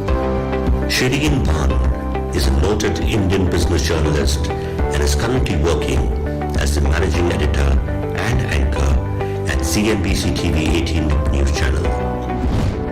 She has an experience of 20 years in journalism. Shireen Bhan is an oyster. I come out of my shell between 9 o'clock in the morning and stay out till 10 p.m. at night, and that's when you see me being driven, passionate, overcommitted, and post 10 p.m. I go back into my shell, but that's exactly who I am. She has interviewed some of the biggest names in business and politics, both domestic and global. From legendary investor Warren Buffett to Bill Gates, Satya Nadella, Richard Branson, Sheryl Sandberg, Indra Nooyi, to just name a few. She is also the anchor and editor of Young Turks, one of India's longest-running shows on entrepreneurs. Young Turks is my passion project. When I started it 18 years ago, I thought it would be like 13 episodes and then we'll be done. And it is today probably the world's longest-running show on startups and entrepreneurship. A section that over the last 13 years has successfully built a niche category in business news programming. She hosts Overdrive, which won the News Television Award for the Best Auto Show for 3 consecutive years. She heads the channel's special feature programming that carries several pioneering shows such as Ministers of Change and What Women Really Want. She anchors and produces several shows like Young Turks, India Business Hour, the nation's Business and Power Talks. She also anchors and puts together CNBC TV 18's ground events like the Managing India Brainstorm and the CNBC Industry Vectors. She's also the author of Young Turks, a book published by Random House India. Over the course of a 14-year tryst with business journalism, she has been a recipient of the Best Business Talk Show Award at the News Television Awards for 2 years consecutively. She also won the FICCI Woman of the Year Award for a contribution to media in 2005 and was named a Young Global Leader by the World Economic Forum. She won the Best Business Anchor Award at the News Television's Award in 2013. She was named in Impact's 50 Most Influential Women in Indian Media, Marketing and Advertising list for 2018, 19 and 2020 again. She has won the News Television Editor-in-Chief of the Year in the English category and the Best Anchor English in the prestigious ENBA 2019 Awards and the Managing Editor of the Year English and Best Anchor English Awards at ENBA 2020 Awards. We warmly welcome Shireen Bhan.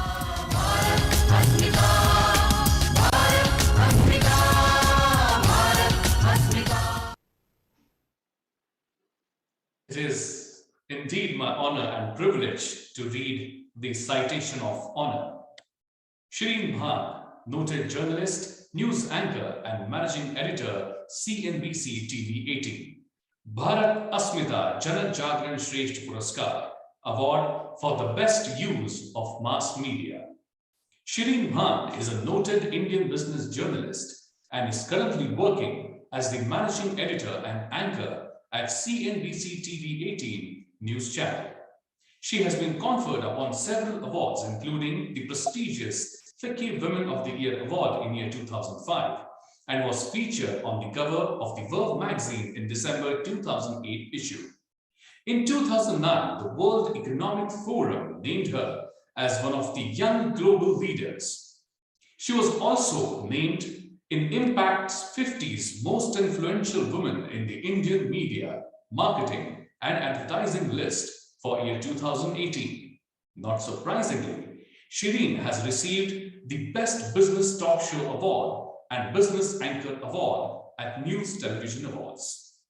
For the outstanding contribution to the field of mass media and for her setting new touchstones in the research, collation and the presentation of business news and trends, MIT World Peace University Pune is very privileged today on the 3rd of February 2022 to bestow upon Shireen Bhan the Bharat Asmita Janajagran Shrestha Award for the best use of mass media. Signed, Bharat Asmita National Awards Committee, Chairman Dr. Raghunath A. Mashelkar, Executive Chairman Professor Dr. Vishwanath Karad, members Dr. Vijay B. Bhatkar, Dr. Shyam Benegal, Sri Nadir Godrej, Srimati Ritu Chabria, and founder and convener Rahul V. Karad.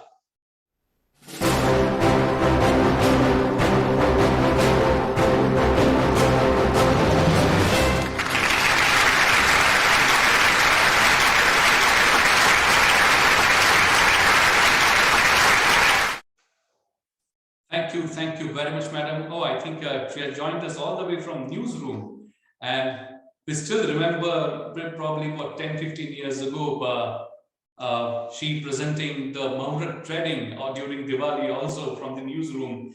Very beautiful scene, and the entire studio lights up. Thank you very much for joining us. Over to you, ma'am. Well, thank you very much. And to start with, I want to thank all of you there for putting together those memories, wonderful memories, capturing my journey over the last 2 decades. Good evening, ladies and gentlemen.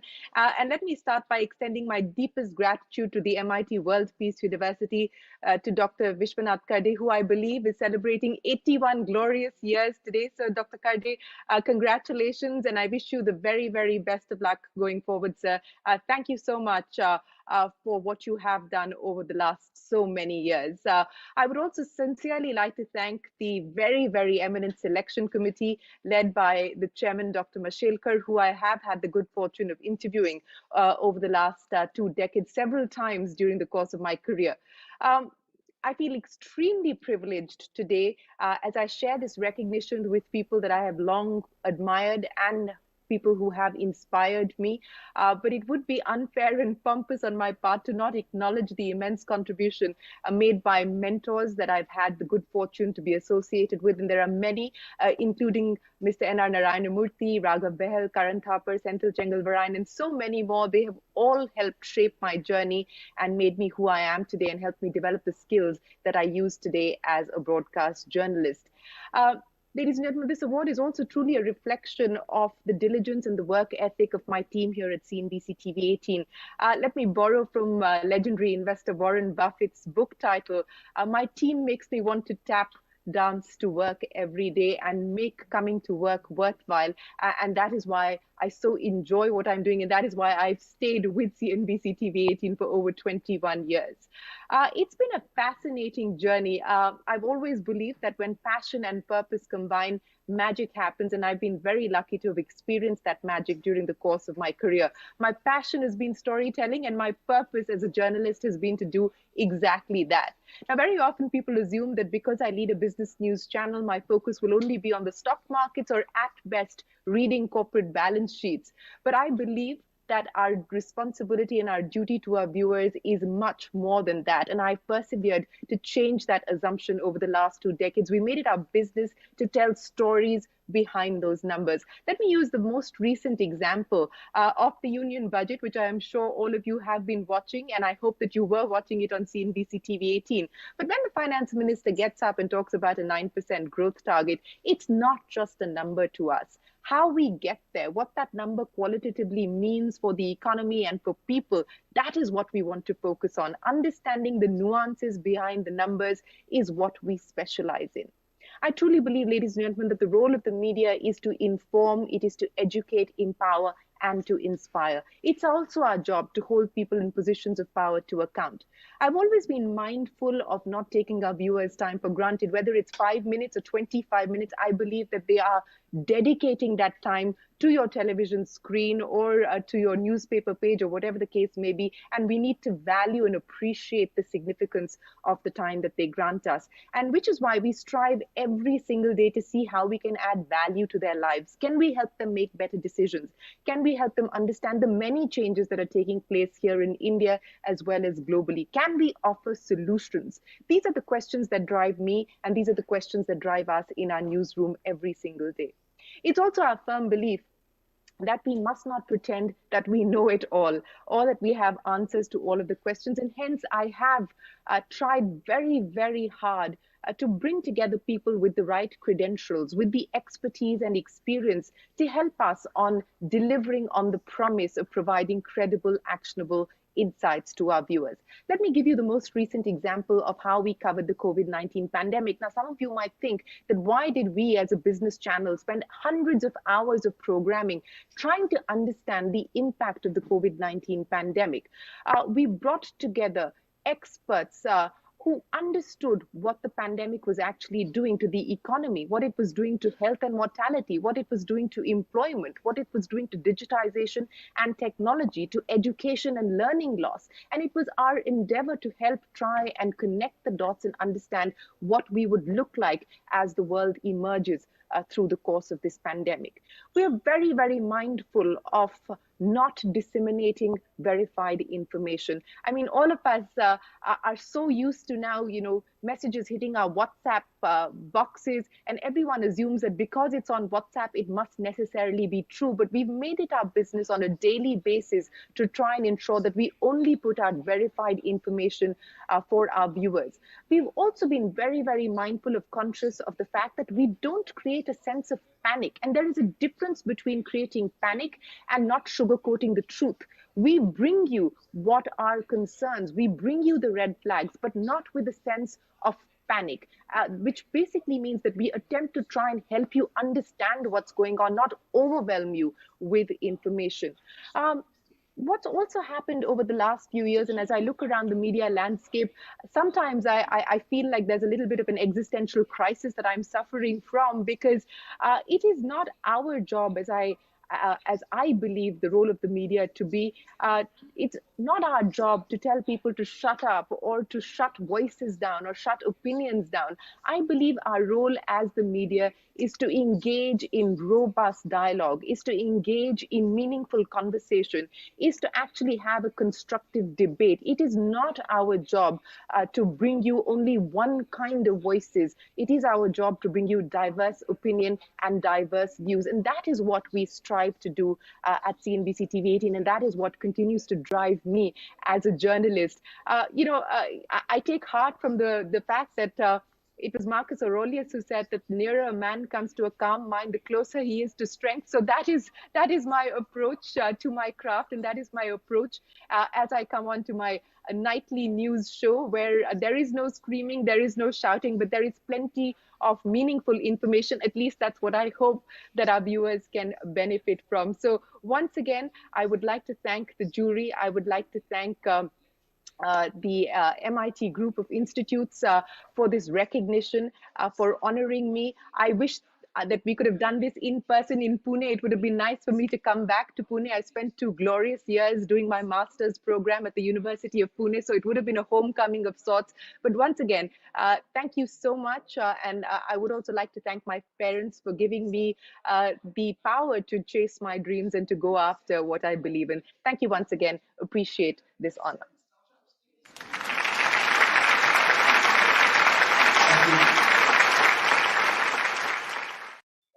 Thank you very much, Shireen Bhanji. Thank you very much for joining us all the way from newsroom and guiding everyone in the audience. We have more than 750 people attending this session on this particular platform, and many more on YouTube, Facebook, and other mediums. Thank you very much once again on behalf of Bharat Asmita Awards Committee. Thank you very much. My friends, everyone from the awards committee was so keen to address everyone today on this auspicious occasion. The chairman, Dr. Raghunath Mashelkar sir, was also going to be here with us today, but unfortunately he is not keeping well, and because of which he is not here with us in this session today. But I'm sure his thoughts and his prayers are with us. Thank you very much. On this occasion of Bharat Asmita Rashtriya Puraskar, we all must make or abide ourselves with some commitment.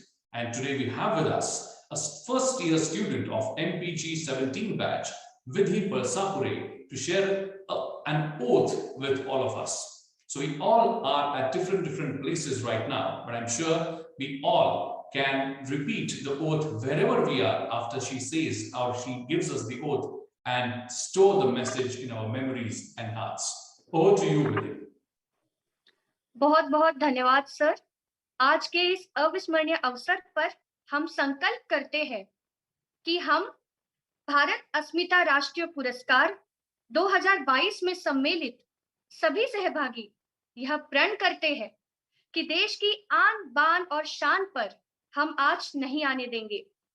आजादी के इस अमृत महोत्सव वर्ष में हम यह संकल्प लेते हैं कि भारत को विश्व गुरु बनाने के लिए हम इस देश में लोकतंत्र, शिक्षा व्यवस्था, जनमाध्यम, विज्ञान, तंत्र ज्ञान, कला और संस्कृति को बेहतरीन बनाने में योगदान देंगे। जय हिंद, धन्यवाद। Thank you very much, Vidhi. I'm sure everyone would have stored your words in their hearts and they would understand and carry the message that you have given all of us. Thank you very much once again. And now it is indeed my honor and privilege to take the session forward with the next category of award, Bharat Asmita Vigyan Tantragyan Shri. It is indeed my honor and privilege to share with you that this year the award being conferred upon Dr. Krishna Ella. It is my request to technical team to kindly relay a small film made on life and work of Dr. Krishna Ella ji.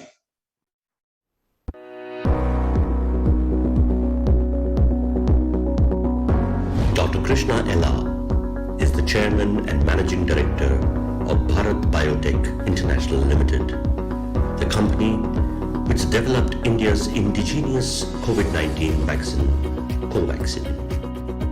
It's a matter of pride and honor to every Indian to have offered a bliss through medical invention during this pandemic situation.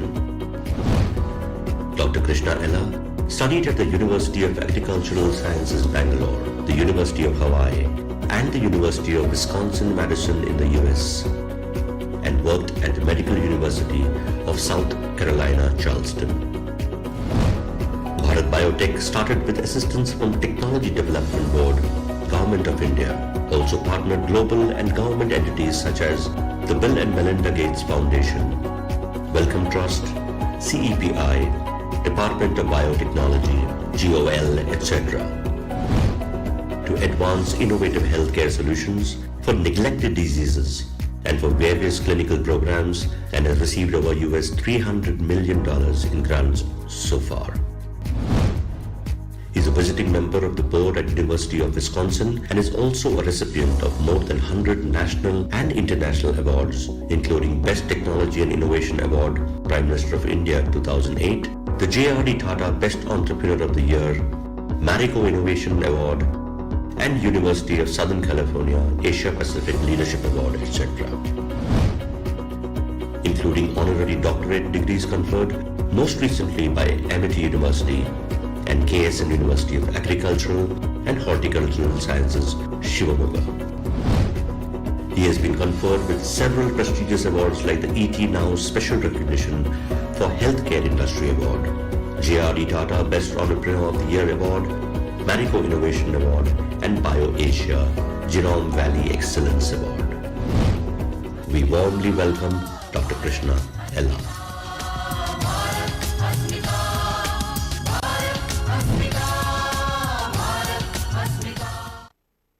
It is now indeed my honor and privilege to read the citation of honor.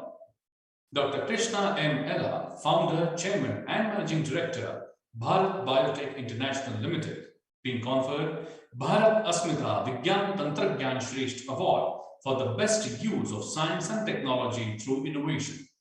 Dr. Krishna Ella, founder and leader of Bharat Biotech, has become the pride of India.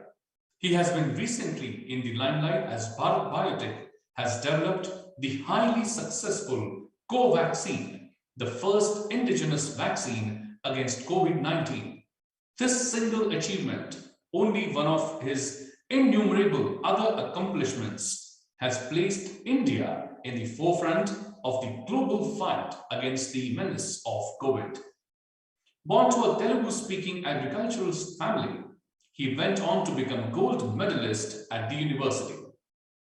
Under his stellar leadership, Bharat Biotech has earned an enviable reputation of being the first company to manufacture a preservative-free vaccine, has launched India's first cell-cultured swine flu vaccine, has been the first in the world to find a vaccine for the Zika viruses, has developed and launched the world's most affordable vaccine for rotaviruses, prepared the world's first clinically proven and WHO pre-qualified thyroid conjugate vaccine, and also manufacture the world's cheapest hepatitis vaccine. The list of his achievement is long and truly inspiring. In the recognition of Dr. Krishna M. Ella's pioneering contribution to the health industry of India and world, and his serial entrepreneurship for the enrichment of science and sustainable social progress, we at MIT World Peace University Pune feel privileged today on 3rd of February 2022 to confer upon Dr. Krishna M. Ella the Bharat Asmita Vigyan Tantragyan Shresth Award for the best use of science and technology through innovation.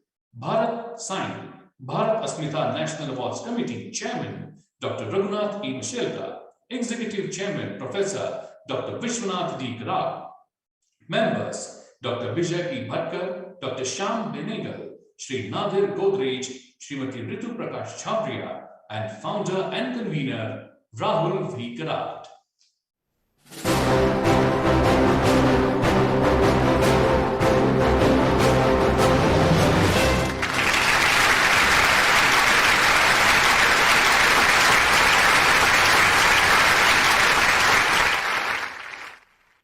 My friends, before I invite Sir to address the gathering, I know Shri Rahul Karad Sir has already shared in his speech, but I would like to share once again with everyone that we are happy to inform everyone that Shri Dr. Krishna Ella ji has expressed his desire to donate the award money to a noble cause and has donated 5 lakh rupees along with the prize money of 1.25 lakh rupees as a scholarship for the best engineering faculty and student for their contribution in innovation. Having always kept research at the forefront of his company, he sees it appropriate if the award money can be utilized for the research purpose at MIT World Peace University. This scholarship will be given to an engineering faculty and an engineering student who has designed and developed a proof of concept or prototype or a product and which is being currently used by industry. Sir, it is great of you to think of research and motivating students through this award. I'm sure that this step of yours will prove a great motivation to many. Thank you very much, sir. Over to you, sir. Thank you, Gautam. Thank you very much. Can you hear me, Gautam? Yes, sir. Okay, thank you. Thank you. It's really honored to be here. And I think I'm pleased to take part of this 18th award function organized by the MIT World Peace University. I heard about MIT Peace University from Chancellor was mentioning very high about this about Dr. Karad and this thing, and very prizing about him, actually. That's the first time I heard about it. And I really mentioned the gratitude of the visionary educationists like Vishwanath Karad, people like this, is the country is growing, producing better human citizens of this country. And I looked at the mandate of the MIT, finally I can read all these things. In the end, what I found was to create the best citizen of this country. That's all, simple word, best citizen of the country. You look at an all angle, you look at it, women entrepreneurship, sarpanch, all rural development, and political awareness, all that you put together, in the end, it is creating a good citizen of the country. That's what is important.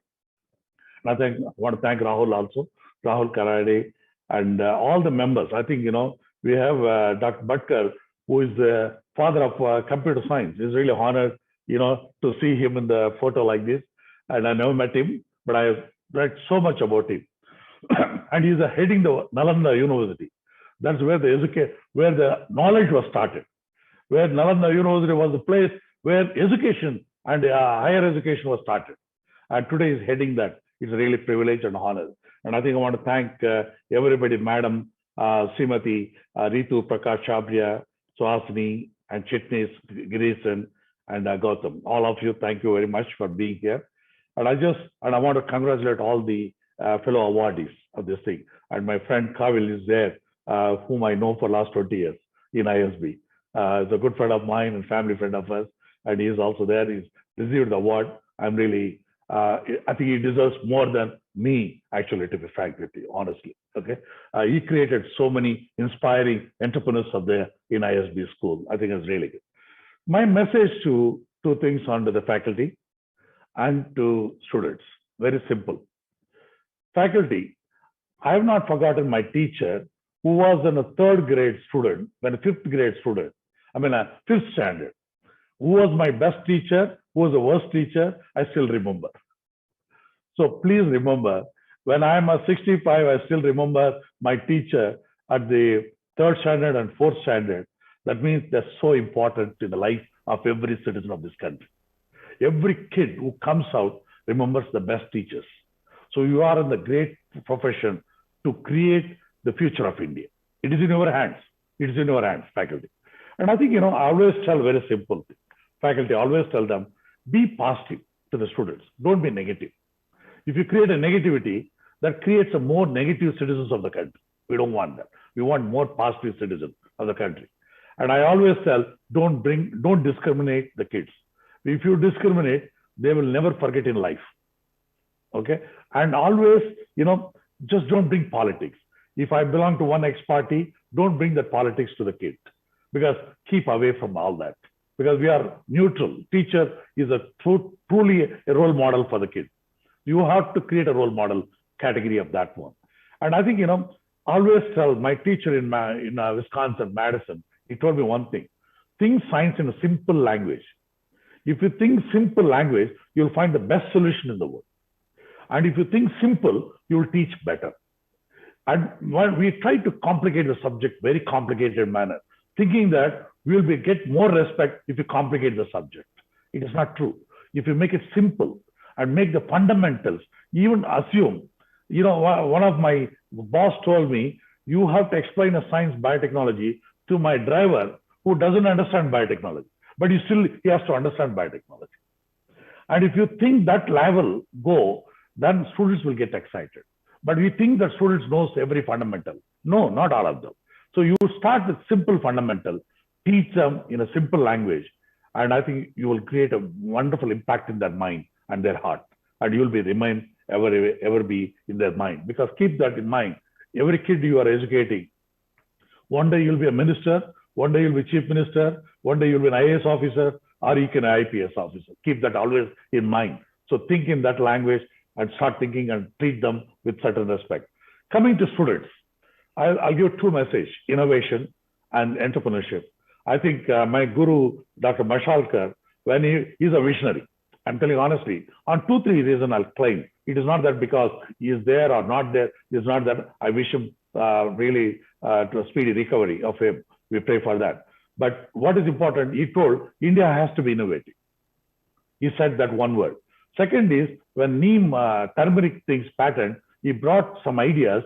The reason it is not the turmeric, but he brought the awareness of intellectual property's importance in the country. He brought that awareness in the country. You look at that angle, but that's a phenomenal awareness. For country was not aware of intellectual property. Everybody's thinking, I can copy somebody's product. I can still make it. So that's a concept we were in early 90s, and he brought the changes of mindset of intellectual properties of importance. So I think that's a visionary statement of Dr. Mashalkar, and I am really miss him today. And I think, what I tell students, innovation. Innovation, nobody teaches in the classroom. It doesn't teach you in MIT. It doesn't teach anywhere in the world. It is only keen observation. You have to keep observing things. A very simple example. Zero, there was no supercomputers in Indians had it. They created, with imagination power, how zero can create an impact in the world of things. And that zero is impacted software industry today. It has become an important field. And seal was invented by Indians. You look at Lord Ganesha, I'm not talking about, in an emotional, religious sense. Look at Lord Ganesha, an elephant head on the human body. You look at it, head is an organ. Head is an organ. And you're doing today, kidney, liver, pancreas, all are organ. Heart also organ. All are organ transplantation is happening. So if you think see the imagination power of that. So you look at Golconda, 3 kilometers down, you can talk there, and 3 kilometers up, they can listen to the people. That means there was no Bose engineer, there was no engineers those days, but how imagination power of sound can travel 3 kilometers down. That's how the imagination power was there. So it's important, a kid should have 3 things to be most innovative. One, a good knowledge, good degree from MIT, good skill set. Skill set is a very important. I'll always tell a catering technology student, will you hire based on degree? Or if he doesn't know how to make a good idli, he can't make a good idli, but he has got a good degree from a good school, but you will not hire him as a cook. So you look at not only degree, you look at the skill set of a person. So skill set is very important. The third is imagination, which I told you just earlier, that imagination power is very important. What we get killed of imagination in this world? We have mobile phone, always are constantly on mobile phone, and there's no free mind to think. And we don't watch surroundings. When we don't watch surrounding, you don't learn anything from the surrounding. So your mind is blank. So keep mobile phone down and start watching every small observation, every small, how the wall was, why this painting was done. You ask every question, then you'll find a lot of solutions. My second question is entrepreneurship. Entrepreneurship is not something to make money. Entrepreneurship means businessman makes money by whatever way the business he wants to do. But an entrepreneurship, he solves a society problem. A problem you want to solve the problem, that's called technocrat entrepreneurship job is. He doesn't look at money. He looks at his knowledge and his skill set and his imagination power of skill set to use that to solve the society problem. That is called true entrepreneurship.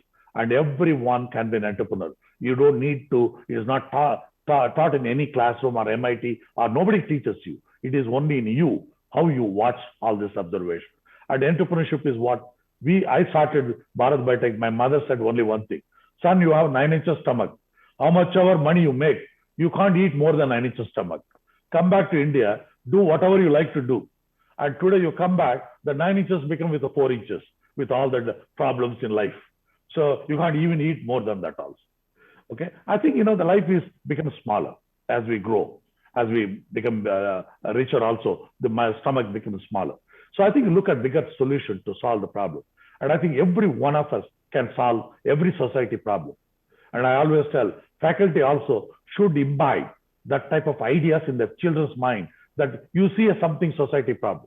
Why is that nobody solved the problem of that in the society? You ask a question to the student. The students get excited. They will start reading and they'll come back tomorrow. I saw that something has happened in the world. That's a creating, this sort of interaction really helps students. But I think, every one of you can be innovator. Every one of you can be an entrepreneur. What you need is to be passionate, not to make money, but to solving a society problem. That is what we did at Covaxin. We never looked at it, how much money we make. We took the risk of investing in a clinical trial, which has costed 500 crores, but we didn't look at it. But as a country, as a citizen, I had to contribute back to the society. That's all we looked at. We didn't take the money from the government. We took the money to solve the problem. We took the Covaxin. India has to be there in the global map. If we are not there, then we will not be respected. You look at Dr. Our supercomputer is done, and if he has not done supercomputer, we'll be depending on other part of the world. That is where self-reliance is a very critical. We can create, every one of us can create innovation in this country, and I wish every children of this country to succeed in their life and mission, and I wish them good luck. Thank you. Thank you very much.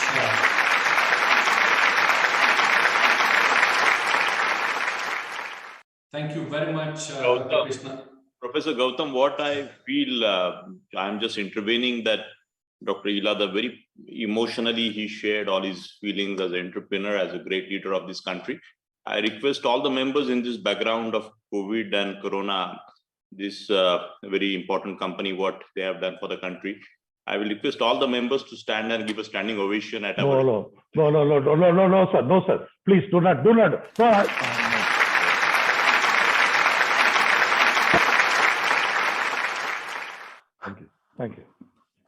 Thank you. No, it is really, I don't deserve that. I don't deserve that, please. And I think I don't deserve that every senior people are here. I don't deserve that yet. Sir, thank you. I think I'm really honored to be here. Thank you, sir.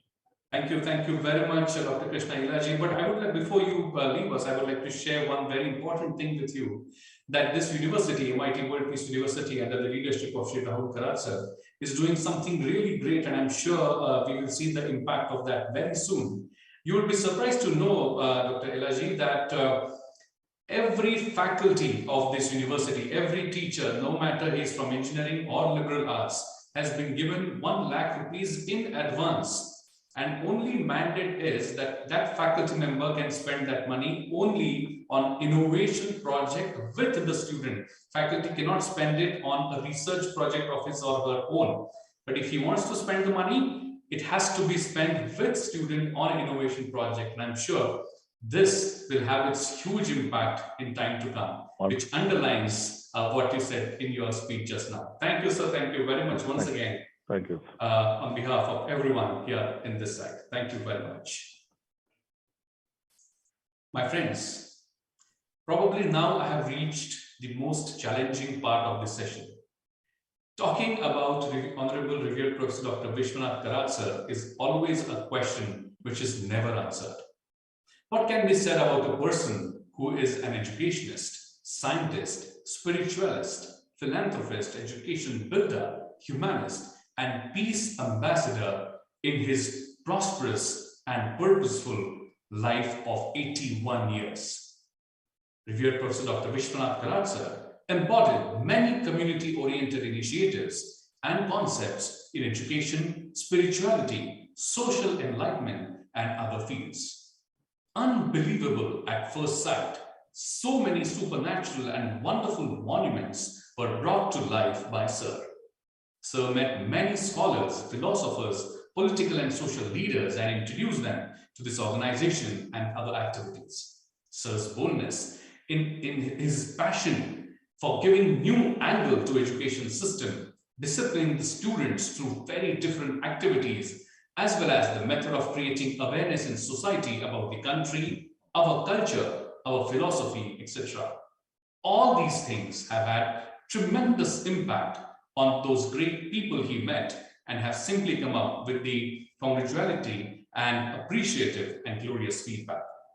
My friends, on this occasion of 18th Bharat Asmita National Puraskar, we would like to show you a small film which is called Kahani Ek Soch Ki. It is a lyrical documentary on the life and work of Revered Professor Dr. Vishwanath Karad sir, and I'm really happy to share with you that it is first time that we have created a lyrical documentary completely in-house. I request my technical team to kindly relay Kahani Ek Soch Ki.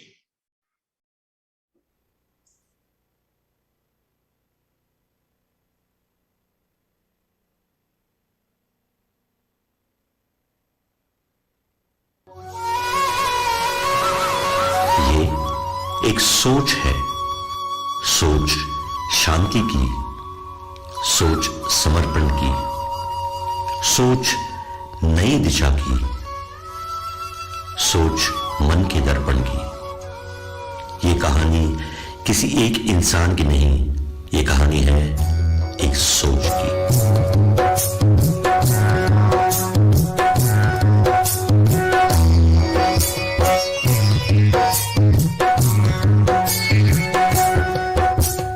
ये कहानी है एक छोटे से बीज की, एक बीज जो आगे चल के महावृक्ष बना। ये कहानी है एक विशाल स्वप्न की, वो स्वप्न जो आंखों ने नहीं, दृष्टि की नजरों ने देखा।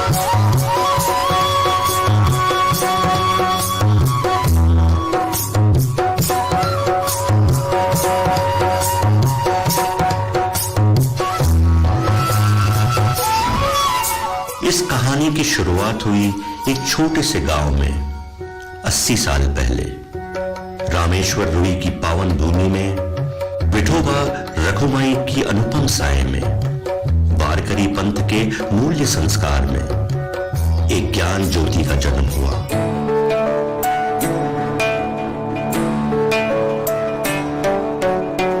संस्कारों का बीज था बचपन, संस्कारों का बीज था बचपन, सुविचारों का मानो दर्पण, ज्ञान धर्म की धाराओं का उभर रहा था अपूर्व मंथन।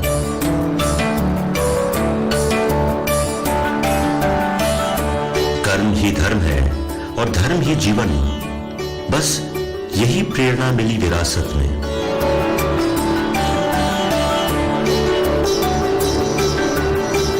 नियति ने मातृ शोक दिया तो बहन माता बनी। तुकोबा राय की बोली और ज्ञानेश्वर माउली की अमृतवाणी जिंदगी का रास्ता बनी। सद्भावों की सीख बड़ी थी, सद्भावों की सीख बड़ी थी, हर पल छिन से जुड़ी थी। मिली जो थी ये अहम विरासत, दुनिया को देने की घड़ी थी।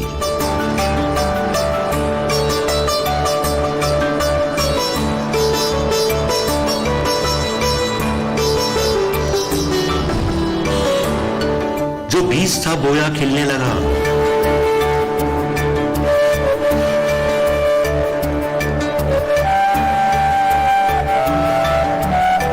जो बीज था बोया खिलने लगा, विद्यादान में घुलने लगा। जितनी शाखाएं बढ़ने लगी, सपनों को किनारा मिलने लगा।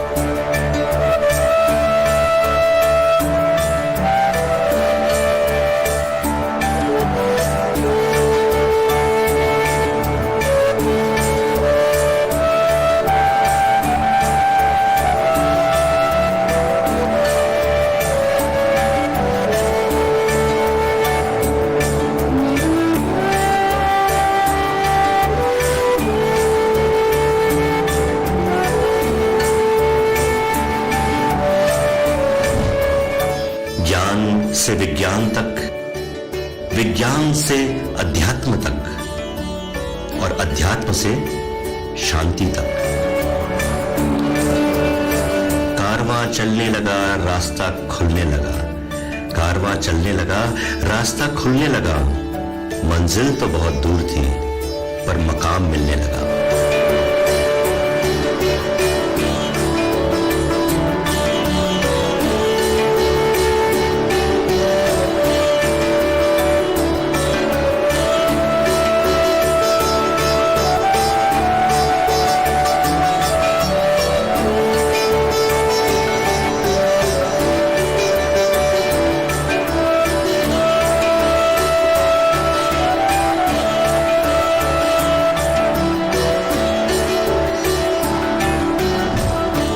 तंत्र के मंत्र ने कुतूहल जगाया, एक नई आशा का दीप जलाया। देखते देखते जोत बढ़ती गई, देखते देखते जोत बढ़ती गई। MIT नाम से नींव चढ़ती गई।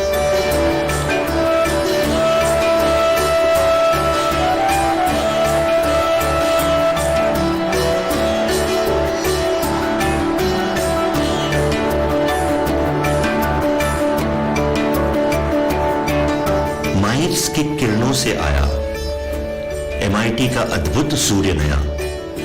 माइर्स की किरणों से आया MIT का अद्भुत सूर्य नया। हर मन में जागी आस नई, हर दिल में उजला एक दिया।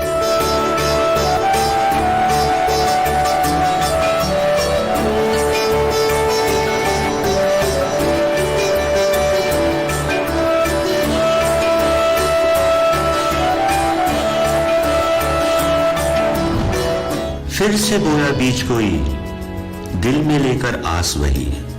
फिर से बोया बीज कोई, दिल में लेकर आस वही।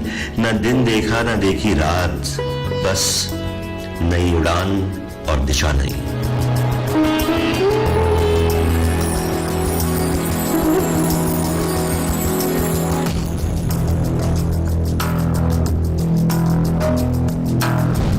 ज्ञान विज्ञान का संगम जहां था, ज्ञान विज्ञान का संगम जहां था, अध्यात्म शांति का जागर जहां था। विश्व में ऐसा सपना न देखा किसी ने, दिन रात एक होकर जो पूरा हुआ था।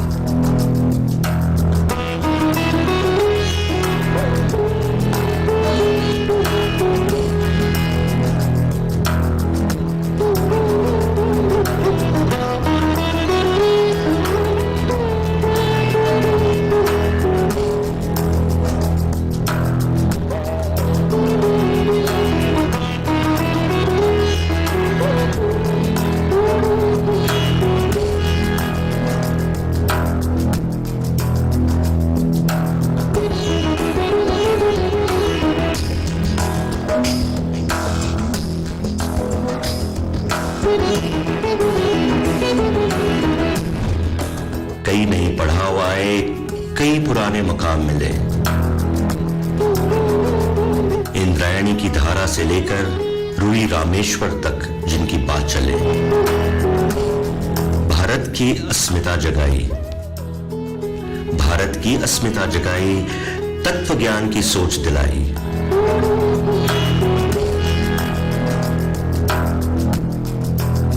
कदम कदम बढ़े चले, विशाल वृक्ष से मिले। कदम कदम बढ़े चले, विशाल वृक्ष से मिले। हुंकार विश्व शांति का देह प्राण में घुले।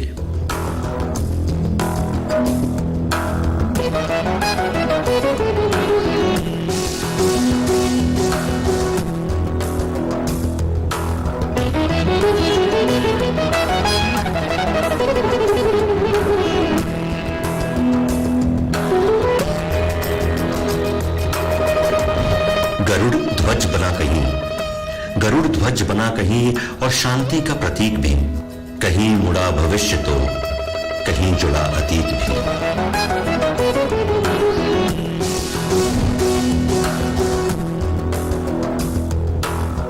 राम रहीम को एक मिलाया, शांति घुमट का निर्माण कराया। सप्त स्वर्ग को आकार दिया, हर छात्र में राष्ट्रवाद पिरोया।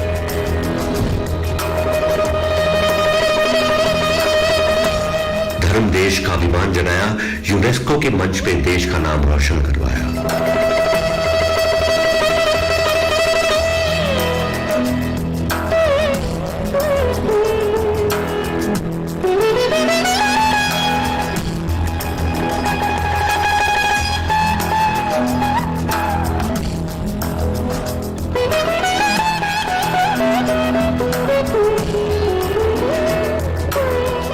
साल की कहानी है जो आज भी अद्भुत लगती है।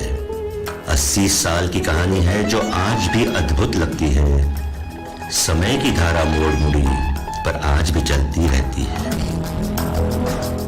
ये कारवां सदा चले, ये कारवां सदा चले, रुके न कोई रोक ले।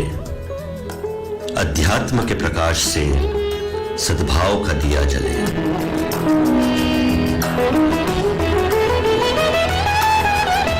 ये धारा यूं ही बहती रहे, हम सबको राह दिखाती रहे। ये धारा यूं ही बहती रहे, हम सबको राह दिखाती रहे। यही कामना है ईश्वर से, चिरकाल विश्व में शांति रहे। चिरकाल विश्व में शांति रहे। चिरकाल विश्व में शांति रहे।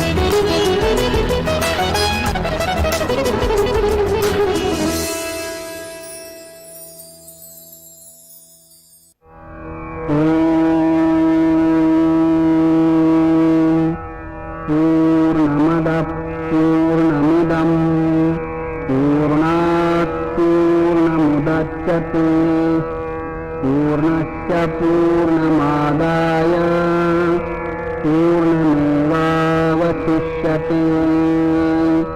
ॐ शान्ति शान्ति शान्तिः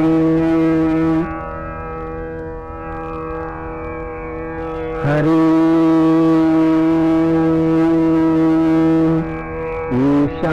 ईशावास्यमिदं सर्वं यत्किञ्च जगत्यां जगत् तेन त्यक्तेन भूयिथाः मा गृह कस्यचिद्धनम्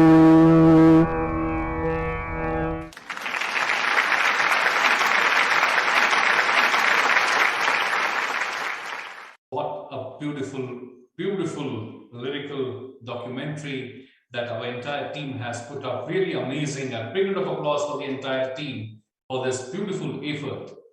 My friends, it is really difficult to talk about the work and mission of revered Prof. Dr. Vishwanath Karad sir in such a way.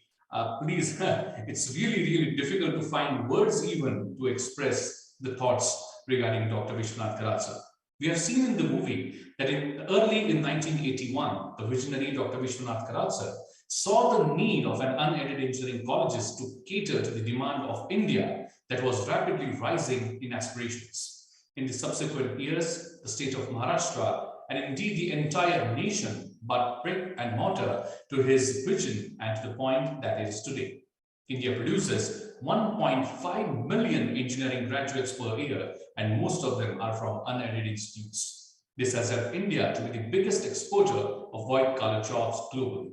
Since the turn of the century, the educationist, scientist, spiritualist, philanthropist, education builder, humanist, and peace ambassador put all his experiences together in recent years to make the world's largest monument, the dome at Vatican City, Rome, Italy, is now second in place. And the world's first peace dome, which will likely end up being the 8th wonder of the world. My friends, today we are unveiling a book, Vishwadharmi Professor Dr. Vishwanath Karad, a great visionary philosopher scientist, which is edited by none other than Shri Rahul Karad and published by Notion Press. I'm really happy to share with you that the book is already available in its online version on Amazon.in. I'm sure each one of you will be excited to take a look as soon as possible to visit Amazon.in and please download the Vishwadharmi Professor Dr. Vishwanath Karad, a great visionary philosopher scientist. Thank you very much. My friends, there is a belief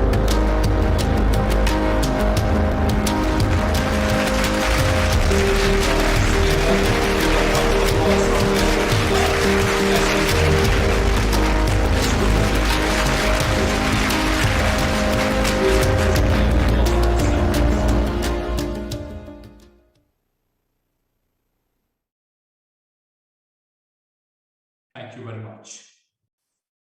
My friends, I'm sure you must have heard that there is a belief in Indian culture to celebrate Sahasra Chandra Darshan when a person completes 81 years of age. The logic is that the person is great in experience because he has seen 1,000 full moon or Purnimas in his life.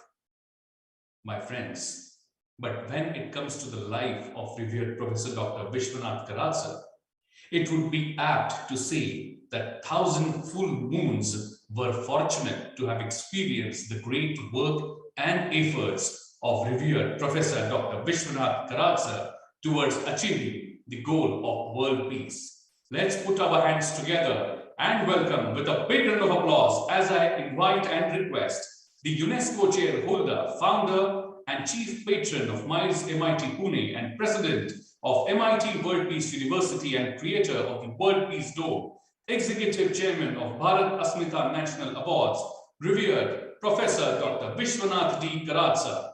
Please welcome with a huge, huge round of applause.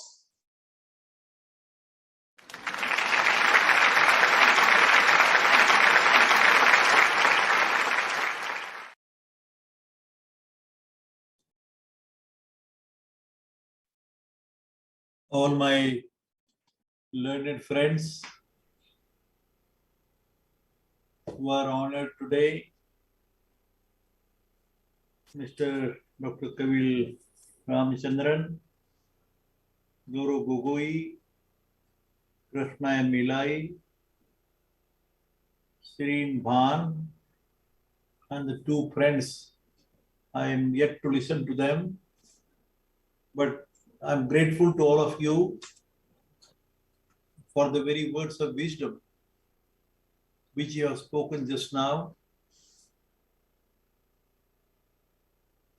The words were so inspiring to all my students and staff, especially on this occasion of the 18th Bharat Asmita National Awards or Puraskar, which has been installed by our MIT World Peace University under the chairmanship of Honorable Dr. Ramachandran Mashalkar sir, another great computer scientist of the world, Dr. Vijay Bhatkar and all others, with the initiative of Professor Rahul Karad and his team. It has been a highly inspiring moment for me. I can only say that this very passion and the fire in the belly of each and every speaker and the awardee was something very highly inspiring and motivating to me and to my friends. I can only say, friends, that many times all speakers have spoken, and especially my brother or a young friend, Mr. Dr. Vijay Bhatkar, made a mention of the words like science and spirituality. विज्ञान और अध्यात्म का समन्वय की बात हुई. Finally, a small film which was shown to you, which gave an indication of the largest or the biggest dome of world peace in the name of Sant Jnaneshwara and Sant Tukaram, indicating the very mission of a spiritually oriented scientific laboratory, which is the concept and the message which has been given by this very monument of the structure. It is not the biggest structure that is important. I think it was very clearly indicated to you, friends. The journey started at the place called Sant Jnaneshwara's Sanjeevan Samadhi in Maharashtra state, and finally a mention was made to you that this has now reached to the Badrinarayan temple campus or area, where we have the fortune to establish the Saraswati Jnana Vijnana Dham in the Punya Bhumi, Dev Bhumi जिसे बोला जाता है. वेद व्यास की भूमि, ज्ञान की भूमि, ज्ञान और विज्ञान का समन्वय, ये सारी बातों का जिक्र किया गया. And whatever I could contribute in my lifetime with the support and help of people like Mashalkar and Bhatkar sir and my other friends and the entire teaching faculty what we have been having, I have a tremendous sense of satisfaction today. A mention was made about my birthday. I think that has been a usual process which everybody experiences in the lifetime. Only thing is I feel always blessed. And I am being a follower of the great noble son of India, Swami Vivekananda, who had said in 1893 first, 11 September, which you know it very well, about these very words of wisdom, that the union of science and spirituality or religion alone will help to bring harmony and peace to mankind. But there has been a second sentence which is uttered by Vivekananda in the year 1897, when he had said that my mother India will emerge as a knowledge god of the whole world and will show the pathway of harmony and peace to mankind. दूसरी एक बात कही स्वामी जी ने, after 50 years from today, my mother India will become free from the clutches of the British. And you know it, friends, that we got the freedom in 1947, which is exactly 50 years after 1897. There have been some words of wisdom and the great vision, a foresight, which has been expressed by these great people. But friends, just now I would like to make a small brief mention about this small experience which we are experiencing now. I don't know where one is sitting somewhere. You are all great people sitting in your office. Somebody sitting in the media office like Madam Bhan and Mr. Krishna Ella, and this very web technology which we are experiencing, whether it's Google or the artificial intelligence or the Facebook or this experience what we are getting now, I'm very politely, I would like to make a mention to you, friends. When I have been trying to think being an engineering professor or a teacher or learner for the last 30, 40 years, I feel like making a mention to you, friends. This very word of spirituality and science has been repeatedly made by all of my friends. But today I feel really very happy that I had chosen a right path, not a wrong path. When in the year about 40 years back nearly, I wrote an article from philosophers and Dhaneshwara to Albert Einstein. Being an engineering student or a teacher, I had spoken these words after deep understanding, being a man of Vaishnavite family, a Varkari cult of Maharashtra, India, and being an engineer, being a professor. Friends, I really become really highly, it's a confirmatory test possibly for me. And when I see at these all the developments, what we have been experiencing today, I am reminded of the words of wisdom. The words which were spoken, it's a revelation enunciation by philosopher Sant Dhaneshwara, who said 730 years back, I'm very assertively making a statement, 730 years back, a boy of only 16 years of age, who wrote the Dhaneshwari or the commentary on Bhagavad Gita, he makes a statement that the entire universe is a manifestation of pure intelligence and consciousness. These are not my words. These are the words which have been repeated by noble son of India against Swami Vivekananda. But friends, can you imagine? 730 years back, a boy of 16 years of age from the state of Maharashtra, the place like Alandi near Pune, he is making this very most assertive, very scientific, logical, philosophical, whatever words you want to use, you can use them. But he has made that statement that time, and which to me, through all these mechanisms, is coming to be a true and a factual statement, which he had made that time. Friends, I'm not praising anybody from India, because I'm not to just say because Dhaneshwara is from Maharashtra or India, but I'm as a student, as a teacher, as a learner, I'm making this very assertive statement, friends. Whatever discussion which we have been trying to make and the achievements I can see, I have read their biodata. Everybody has been so much having a tremendous passion and fire in their belly to really make Mother India a Vishwaguru of tomorrow. Not by power game, but certainly by making the world understand what is the entire mechanism of the functioning of this universe.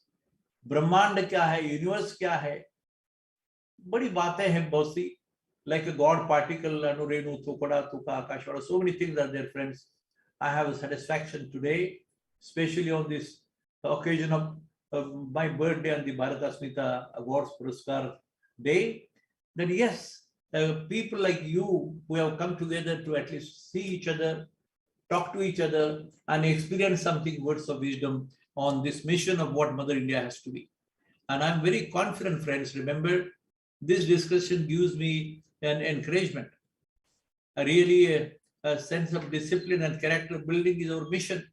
But possibly, friends, the time has come in the 22nd, 1922, is the year when Bharat Mata is going to be a Vishwaguru in the future. That has been the statement made by Vivekananda. And I see a future in some time to come. I think possibly these days are not far off. And if we join hands together, I can see very great men sitting in the awardees. I would like to just keep an invitation to you. Today we should have met together in the World Peace Dome, but possibly I'm telling you, friends, we have a very unique function. On this 3rd of April, 1922, next to Gudi Padwa Day, New Year Day of Indian style. Hindu culture se jo bhi hota hai. So on 3rd of April, it is Sunday, and possibly we may have some function, and where I can have a fortune of listening to your words of wisdom again. I keep a standing invitation to all of you, to my students, the staff, and the awardees present on this occasion. I pray to you that let's meet again, talk to each other, discuss, and come to us as a guest of honor, and please guide us the way in which we are trying to proceed for making Mother India a country which can show some light to make this holistic, peace-loving society and its development. Thank you, friends. Namaste. Pranam.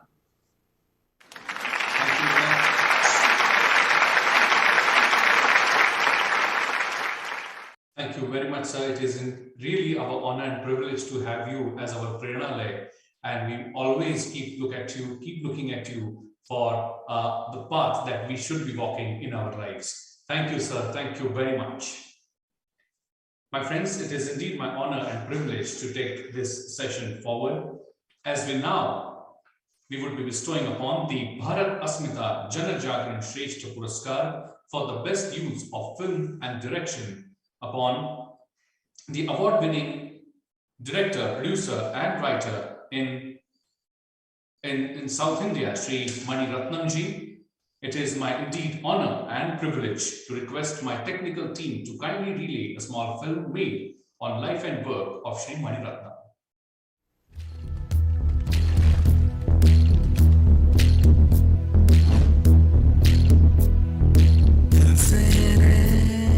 Sri Mani Ratnam is one amongst them who redefined the Indian cinema in numerous aspects, may it be music, visuals, or characterization. Though Sri Mani Ratnam predominantly worked in Tamil film industry, he brought about an altogether new wave of sensitivity and socio-political ideology through his movies like Roja, Nayakam, Talapati, Bombay, Dil Se, Guru, Raman, and Yuva. He has worked with some of the legendary performers of Tamil cinema such as Kamal Hassan, Mohanlal, Prakash Raj, Arvind Swamy, Ilayaraja, A.R. Rahman, and many others. He is also well known for his tremendous aesthetic skills in sound visualization and his extraordinary command on visual storytelling. After finishing his post-graduation in 1977, he was employed in a firm in Chennai as a management consultant and continued to work there for some time. Meanwhile, he started watching films more actively and with lots of effort and dedication. Finally, he made his debut in film direction with a film called Pallavi Anupallavi. The story and screenplay of the screen was written by Sri Mani Ratnam himself. The film Mauna Ragam was released in 1986, which was critically and commercially acclaimed. The film won the National Film Award for Best Regional Feature Film in Tamil at the 34th National Film Awards, and then he never looked back. Sri Mani Ratnam has won 6 National Film Awards, 4 Filmfare Awards, 6 Filmfare Awards in South, and numerous awards at various film festivals across the world. In 2002, the Government of India honoured him with a Padma Shri, acknowledging his contributions to film. We warmly welcome Sri Mani Ratnam.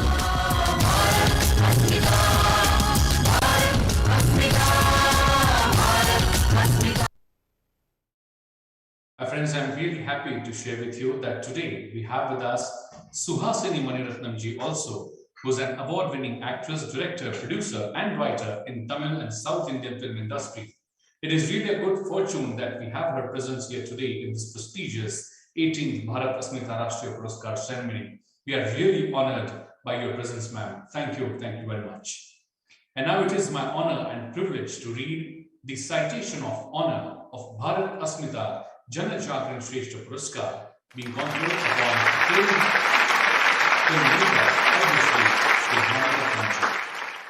Padma Shri Mani Ratnam is an internationally known and acclaimed film director, screenwriter, and producer.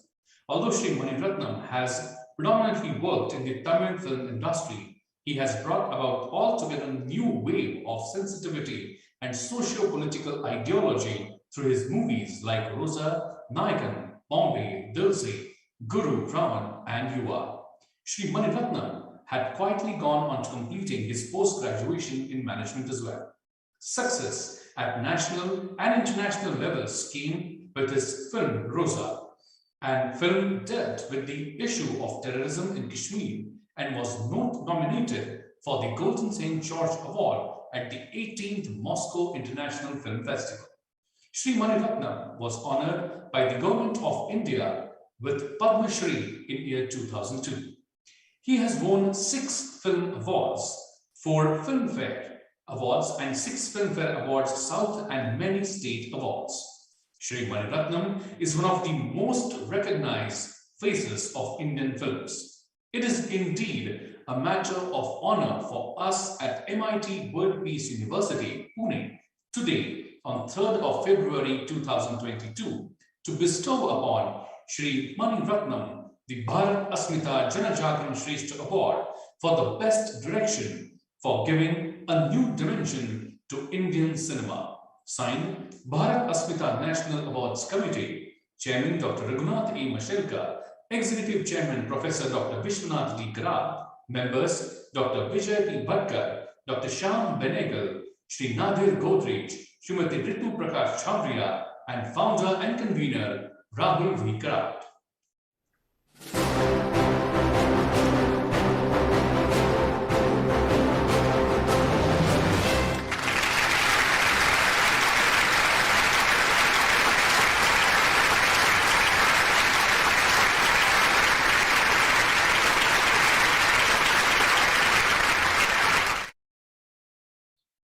Over to you, sir.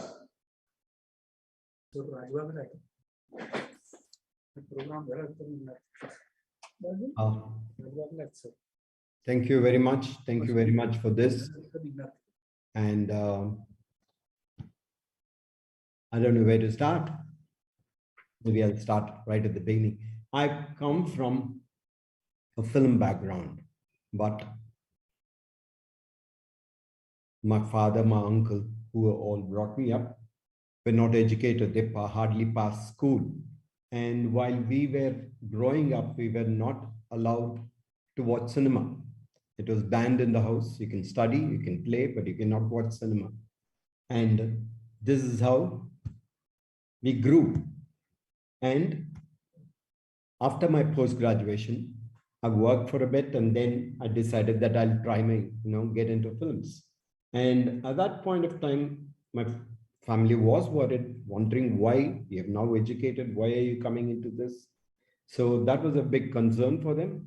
And surprisingly, I had a friend of mine who was my classmate in the Management Institute who called me up and said, why did you waste a seat? Why did you waste a management seat? There were so many people waiting to study management. Why did you do it? And why did you go to cinema? And for a bit, I was on a guilt trip. So I said, maybe I did this wrong. Maybe I deprived somebody of a rightful seat to learn management. But I realized that, learning whatever education gives you and using it in whatever profession that you choose to be is as effective and as important as anything else. Just because it's cinema, that doesn't mean it doesn't need an education. And a little later, when I started making films, and, there was a senior director who came to me and told me, I want you to take my son as an assistant. He's not good at studies, so please let him join you. And I didn't know how to respond. He was a senior director, so I didn't know how to tell him. But I felt there that this has to change. The educated people have to come into films. Cinema needs education. Literature, art, everything needs a lot of exposure, needs, solid grounding on all aspects of life. And therefore, education is absolutely essential to any form of art, I feel. So today, when I'm receiving this award from an education institute, I'm very moved, very touched, and very honored. I really would like to thank you for this. And when you receive an award like this, first thing it did to me was surprised me. I said, why? What is this? Where does it come from? And then you think a little about it, you wonder, you look back and look at what you've done, and you see why, what is it? And then maybe it is somebody trying to tell you that you've done this, but there's more to do. Maybe it's a call, maybe it is a signal that you should do more, and so I take it in that spirit. And I also think that an award that is given, of filmmaking is such a collective art, such a collective medium, that there's so many people come together to make this a single product and homogeneously. And so anything that any individual receives is really an acknowledgement for the entire team that has worked on it. And I really wish that cinema and art is taken seriously. I really wish more and more educated people will come in. There's been time when we talked of Iranian cinema, we've talked of Chinese films, we've talked of Turkish films, now we are talking of Japanese and Korean films. When is the time that we'll talk of Indian films internationally? I think it will come when more and more educated people start looking at this as a medium in which, you can communicate, you can get across, ideas, get across thoughts, get across debates, get across different perspectives.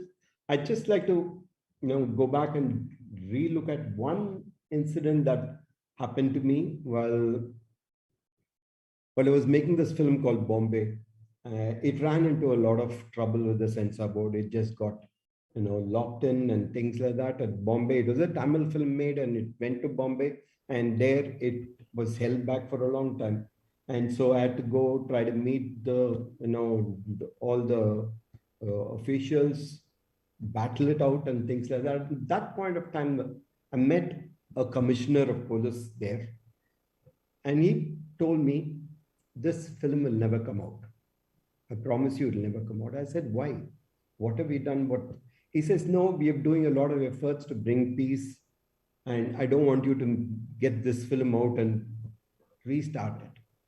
So I had to explain to him that what he is doing is one way, he's healing a wound, but there are other ways of doing it, and literature, films and art does that. There's a lateral way, there's a way of, addressing social issues and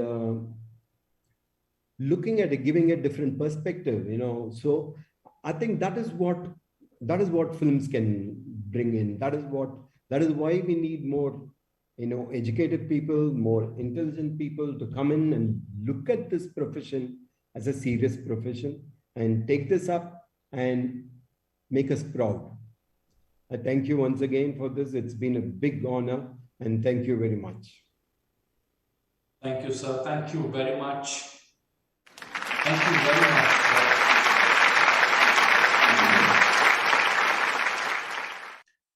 Your creations have always been inspirational to all of us, and they keep motivating us to not to forget our duties and responsibilities towards our nation. Thank you very much, Ratnam sir, once again, on behalf of the team of Bharat Asmita Rashtriya Puraskar. My friends, it is indeed my honor and privilege to take the session forward as we now bestow upon the Bharat Asmita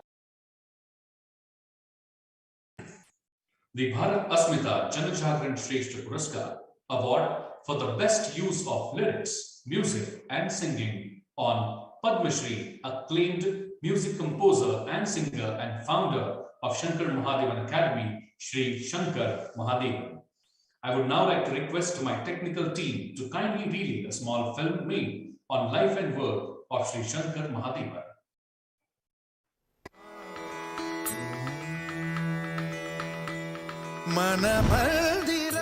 Shri Shankar Mahadevan is a singer and composer who is part of the Shankar Ehsan Loy composing trio team for Indian films. Shri Shankar Mahadevan was born in Chembur, Mumbai, into a Tamil-speaking family in Palakkad, Kerala. He learned Hindustani classical and Carnatic music as a child and began playing the veena at the age of 5 under Sri Lalita Venkataraman. Shri Mahadevan studied music under Pandit Srinivas Khale and T.R. Balamani. He is an alumnus of Our Lady of Perpetual Succor High School, Chembur, and graduated in 1988 with a degree in computer science and software engineering from Ramrao Adik Institute of Technology in Navi Mumbai, affiliated to Mumbai University. After working for leading edge systems, now Trigen Technologies Limited, Shri Mahadevan ventured into music. Shankar Ehsan Loy began the journey of music direction with the film Rockford in 1999, and they have composed music for some of the most commercially as well as critically acclaimed films such as Dil Chahta Hai,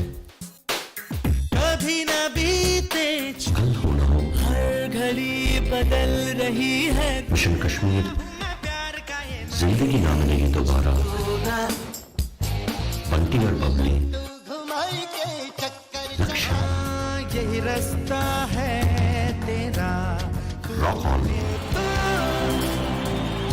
Wake Up Sid, and many others. Shankar Mahadevan is a well-known playback singer who has given his voice to some of the melodious compositions such as Tere Naina from Chandni Chowk, China,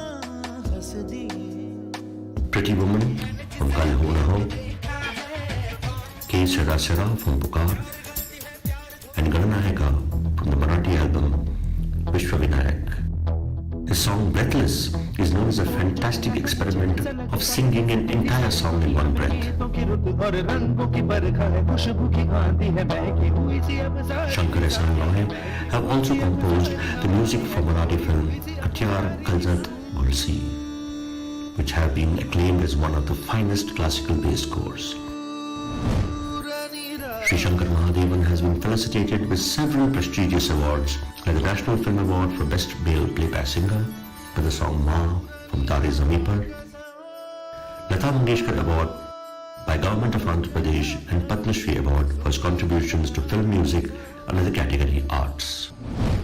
We warmly welcome Shri Shankar Mahadevan.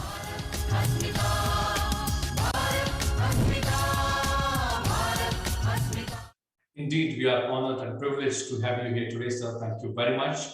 And now it is my honor to read the citation of honor being presented to Shri Shankar Mahadevan, Bharat Asmita Janajagran Shrestha Puraskar, the award for the best use of lyrics, music and singing.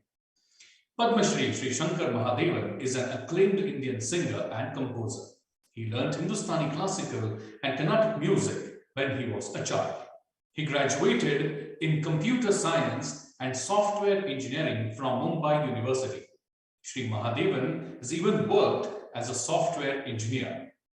As a part of composing trio, Shri Shankar Mahadevan has composed music for some of the most successful films of India, including Dil Chahta Hai, Kal Ho Na Ho, Mission Kashmir, Zindagi Na Milegi Dobara, Bunty Aur Bubbly, Laksh, Rock On, and Wake Up Sid, among the many others. He was honored by the Government of India with Padma Shri in year 2019 and has several other great accolades to his credit, including 3 National Film Awards for the Best Male Playback Singer.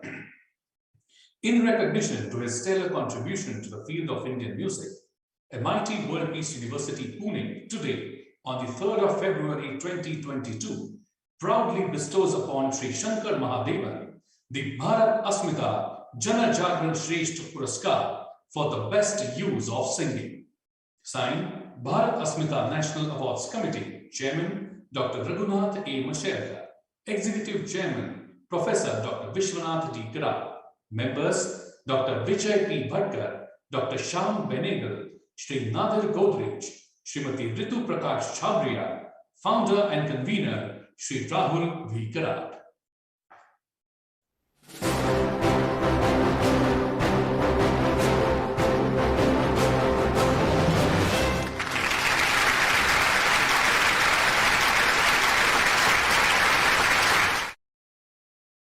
Thank you very much for being here today with us. We are all keen to hear to your views. Over to you, sir. Namaste. My God, that introduction was really, really moving. And, I really am so honored and humbled to receive such a prestigious, award, and the affection that you people have shown on me. I don't know whether I'm worthy of it, but I really, really feel that this is really a morale booster for an artist like me to work harder, to focus harder, and always, focus on quality and bring about good music to the world. Because I think music is an amazing tool. Music is, I think, the highest form of communication. The fact that I am one of those people who's blessed with music is something, is my greatest achievement, what I feel, because I think God gives music to a few people, and I'm lucky that I'm one of those. Belonging to a middle-class South Indian family from a small suburb, Chembur in Mumbai, I did my engineering, became an engineer, and I was working in a company as an engineer. But somehow, there was something which was a passion which was always brewing in my heart, and I wanted to follow that path and follow my heart and see what I can achieve in the world of music, because I really felt that music can be an amazing experience which I can have, and also at the same time I can share with the rest of the world.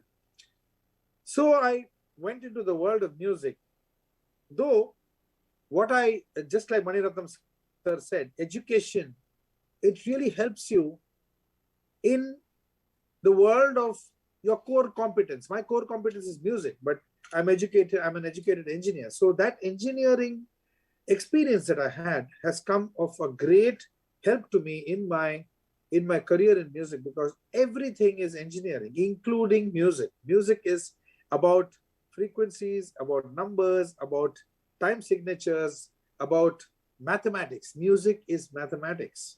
So that comes in hand in hand. Anyway, so the fact that I got a chance to interact with every producer, every director, did music with some of the greatest production houses, with my two brothers, Ehsan and Loy. I really thank all those people. This award is dedicated to all those people who trusted their time, their energies on us to create music for them. And by God's grace, our music became popular all over the world. I think what I'd like to make use of this opportunity is to tell all the people who are involved, all these dignitaries, because all these great people are part of the panel. So I'd just like to mention a couple of things that all of us are so proud of our classical music. Ours is a country which we are bestowed with two forms of classical music, North Indian and South Indian, Carnatic and Hindustani, which no other country has got. And I have traveled the world and I have performed with various forms of music all over the world with jazz musicians, rock musicians, pop musicians, where I contributed as an Indian musician and came to realize that very easily we can say that one among the greatest forms of music is the music from our land, because of the sheer depth, of the sheer aesthetics, of the sheer theory and of the sheer history that it's got. So it's a very, very strong form of music. But I think we need to give it a little more importance, ladies and gentlemen. I think in our country, we need to propagate our classical music a little more. For example, I know that there are esteemed music academies in our country, but I don't think there is even a single academy which is of a world-class standard, which we can, proudly present to the world and say that, hey, this is the academy that my country has got. Please come and visit. So I would request that we should bring about an academy in our country which is of a world-class standard. I formed the Shankar Mahadevan Academy online 11 years back. We started with 15 students, and that too by requesting friends and relatives, please become part of the academy, because we had to set this academy up because we needed to teach music in a very structured way. Like any other form of education, we wanted music also to be taught in a structured way. And now after 11 years, the Shankar Mahadevan Academy is present in 84 countries, and it's the only academy that's running 24/7. Teachers are teaching. As we speak, some teacher is teaching some student in some country. So I've been able to achieve that much. Beyond that, I would feel that in our country, we need to set up an academy which is a physical brick and mortar setup, which is, of an international standard. So I don't know how that's going to happen. That's my vision. And I'm just taking this platform as an opportunity to state it to the rest of the people who are listening to it. And using music only for entertainment is a great thing, but there is a bigger use for music, music can be used as a beautiful tool to change people's lives. And that's what we've been doing in the last few years. For example, we have a SMA, that Shankar Mahadevan Academy is SMA. We have a program called SMA Nirvana. Now, SMA Nirvana is a program where we perform for terminally ill patients. We perform for people with serious illnesses, old people with loneliness. Loneliness is something that can kill you, but music comes as a friend. If you can just entertain them for an hour, you really feel that that happiness, that smile that you bring about in those people's lives is just it's invaluable. Then we have a program called Inspire India, where we are teaching music to very, very economically backward children. Just because you're economically backward, that doesn't mean that you should not get an opportunity to learn from an academy that is, good. Then various other programs like that, supporting musicians who have, completely out of work during the COVID and all that. So using music as a tool to change people's lives. So all in all, I really feel that, the purpose of music is greater than just entertainment. I think we should all realize that. And once again, thank you so much, Bharat Asmita National Award, for conferring this award on me. Before I go, I know that a singer is being conferred, so I'll sing 2 lines for you. Okay. हाँ यही रास्ता है तेरा, तूने पहचाना है, हाँ यही सपना है तेरा, तूने अब जाना है, तुझे अब ये दिखाना है, रोके तुझको आंधियां या जमीन और आसमां, पाएगा जो लक्ष्य है तेरा, लक्ष्य को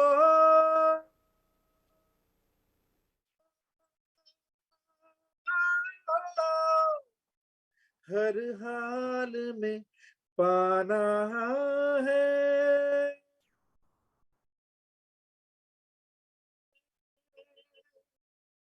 भारत माता की जय। Thank you very much. Wow, wow, what an experience. A big round of applause.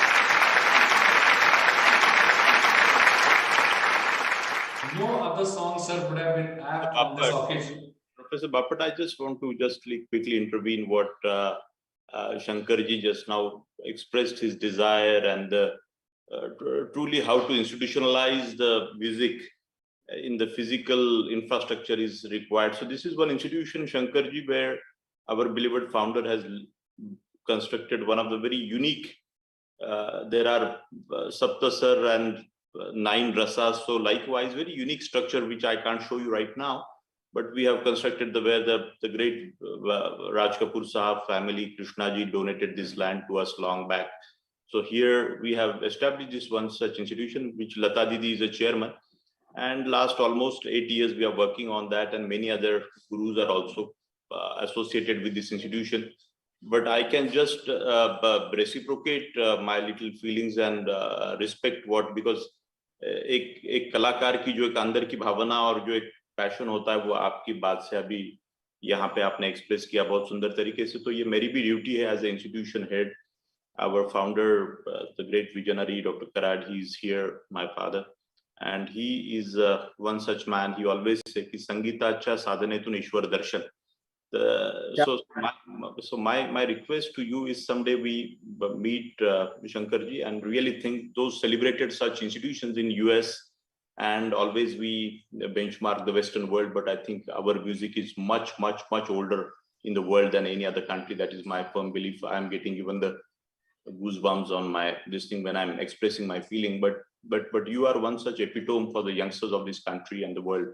You know की जे काही काम तुम्ही केले फार सुंदर आहे, आणि संगीताचा आणि एज्युकेशनचा कसा आता इंजिनिअरिंगचा जो तुम्ही एक भाग बोललात की त्याचं कनेक्शन कसं आहे फार सुंदर पद्धतीने. तर कदाचित where we lag in our country sometime is we have very talented people in our society, but that institutionalization in online form, your efforts, I really applaud for that and compliment and congratulations. You have created that aspiration so much among the youngsters of the country.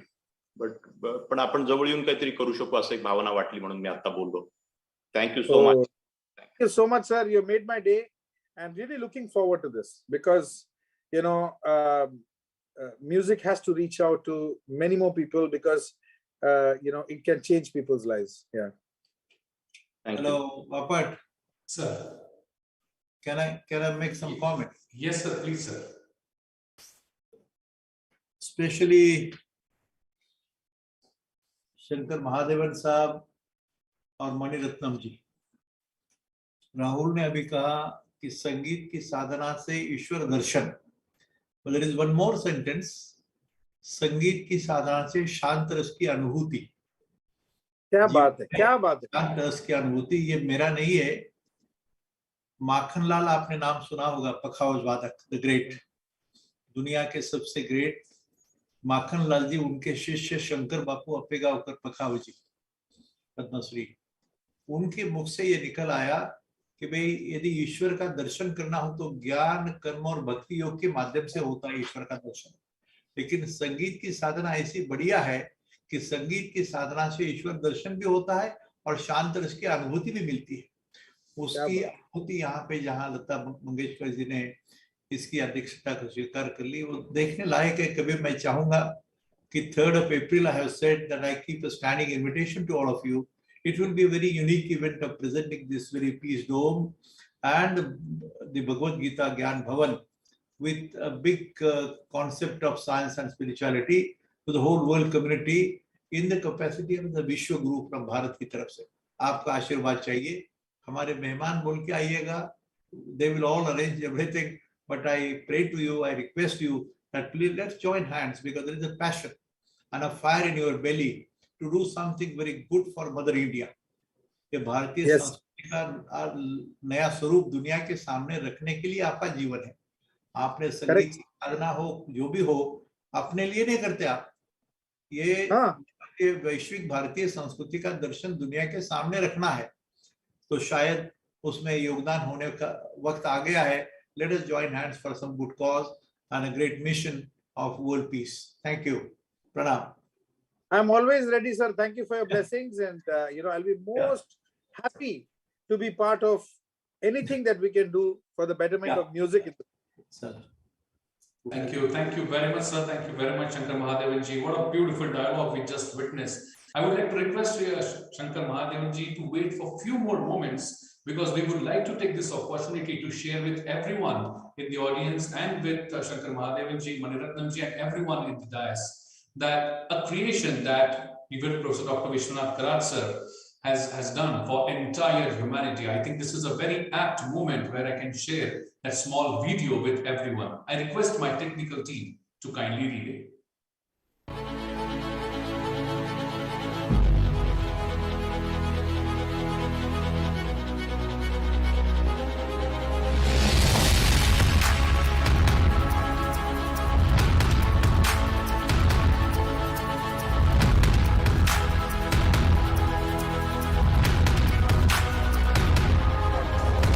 This country has always propagated one thought, Vasudhaiva Kutumbakam, my dear friends. I must say that in the entire history after the independence since 1947, this is one of the unique steps towards the contribution of universal humanity.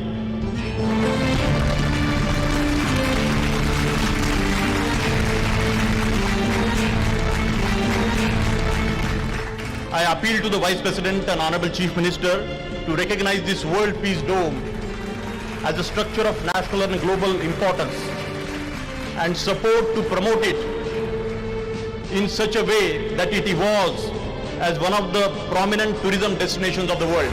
We should remember and respect like Professor Vishwanath Karad and millions of people like that, and remember the great service they have done.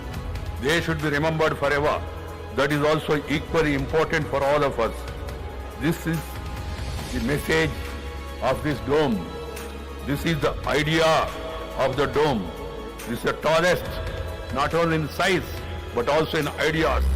But if it takes away the rest of the days of my life and gives me one day where I can come back and look at this magnificent dome, magnificent message to the rest of the world, to me, this is not just the biggest dome in the world.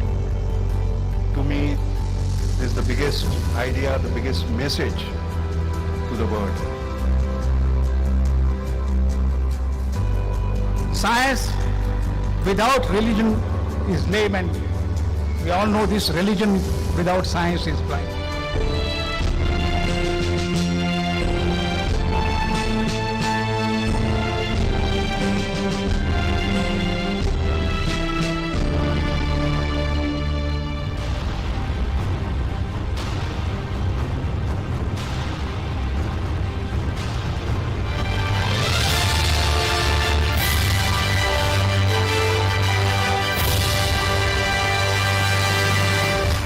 Sita का मान नहीं करोगे तब तक श्री राम का मान संपूर्ण नहीं होगा, आप याद रखिए.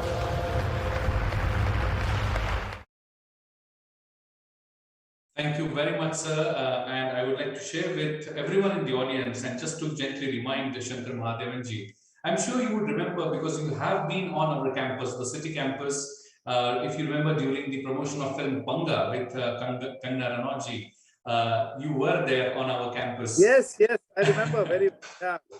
Yes, and this campus which you saw just now is just a few kilometers away from our main city campus, where you saw this monument of humanity is created by Revered Prof. Dr. Vishwanath Karad sir. And just adjacent to it, we have Vishwashanti Sangeet Kala Academy, which I'm sure you should have experienced, and you're invited by Revered Prof. Dr. Vishwanath Karad sir himself on 3rd of April. So I'm sure we would be able to see you there on 3rd of April.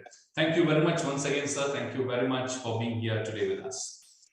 I would request you to stay for a few more seconds more as we take the group photograph. I request everyone in the panel to please put on their cameras so that we can capture this moment through an innovative way of taking photograph, and which is a screenshot, unfortunately, because of COVID.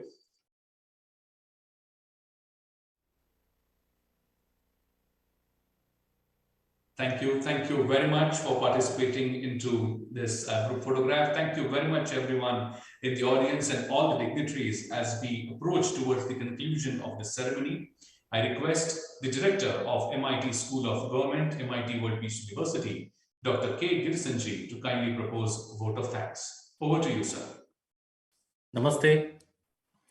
We are a few minutes away from drawing the curtains on the 18th Bharat Asmita National Awards 2022 function, where esteemed personalities from diverse fields were felicitated today. And this is a great and incredible day in which we honored visionaries, leaders, and icons from diverse walks of life. The initiative of honoring eminent and esteemed personalities was the seed thought of Sri Rahul Karad that was nurtured by the vision and blessings of Professor Vishwanath Karad. The journey that has entered into its 18th edition today continued to motivate and inspire several students, youth, and many others in the past, present, and I'm sure will continue to do so in the future as well. On behalf of Board of Trustees of MAEER's MIT, Professor Vishwanath Karad, founder and president of MIT World Peace University, Sri Rahul Karad, executive president of MIT World Peace University, Vice Chancellor Professor Ramachandran, registrar, teaching, leadership, non-teaching staff, research scholars, and students of the university. It's a great honor, pride, and privilege for me to extend the vote of thanks on this memorable day. At the outset, we wish to extend deep sense of gratitude to the esteemed awardees of the 18th edition of Bharat Asmita National Award, Sri Gaurav Gogoi, Professor Kavil Ramachandran, Madam Shireen Bhan, Dr. Krishna Ella, Sri Ratnam, and Sri Shankar Mahadevan. I firmly believe by honoring these dignitaries, leaders, and visionaries, this day became very significant in the institutional memory of MIT World Peace University. And I'm sure the very presence of these icons, as well as the words of wisdom emanated from these eminent and esteemed persons from diverse fields of work, provide a great source of inspiration and motivation to the thousands who joined in the event from the campus and many who joined through the social media. We wish to express deep sense of gratitude to the esteemed chairman and members of the Bharat Asmita National Awards Committee, especially Dr. Raghunath Mashelkar, Dr. Vijay Bhatkar, Dr. Shyam Benegal, Sri Nadal Godrej, Srimati Ritu Chabria for their active role in the process. We wish to express deep sense of gratitude from the bottom of our hearts to Professor Vishwanath Karad, founder and president of MIT World Peace University, and also the executive chairman of Bharat Asmita National Awards Committee, and the greatest visionary educationist for his vision and mission to take the MIT World Peace University to further heights. We also take this opportunity to express deep sense of gratitude from the bottom of hearts to Sri Rahul Karad, executive president of MIT World Peace University, chief initiator of MIT School of Government, India's first school for developing futuristic political leadership, and founder and convener of Bharat Asmita National Awards Committee for his inspirational leadership and strong sense of commitment to take the MIT World Peace University to greater heights.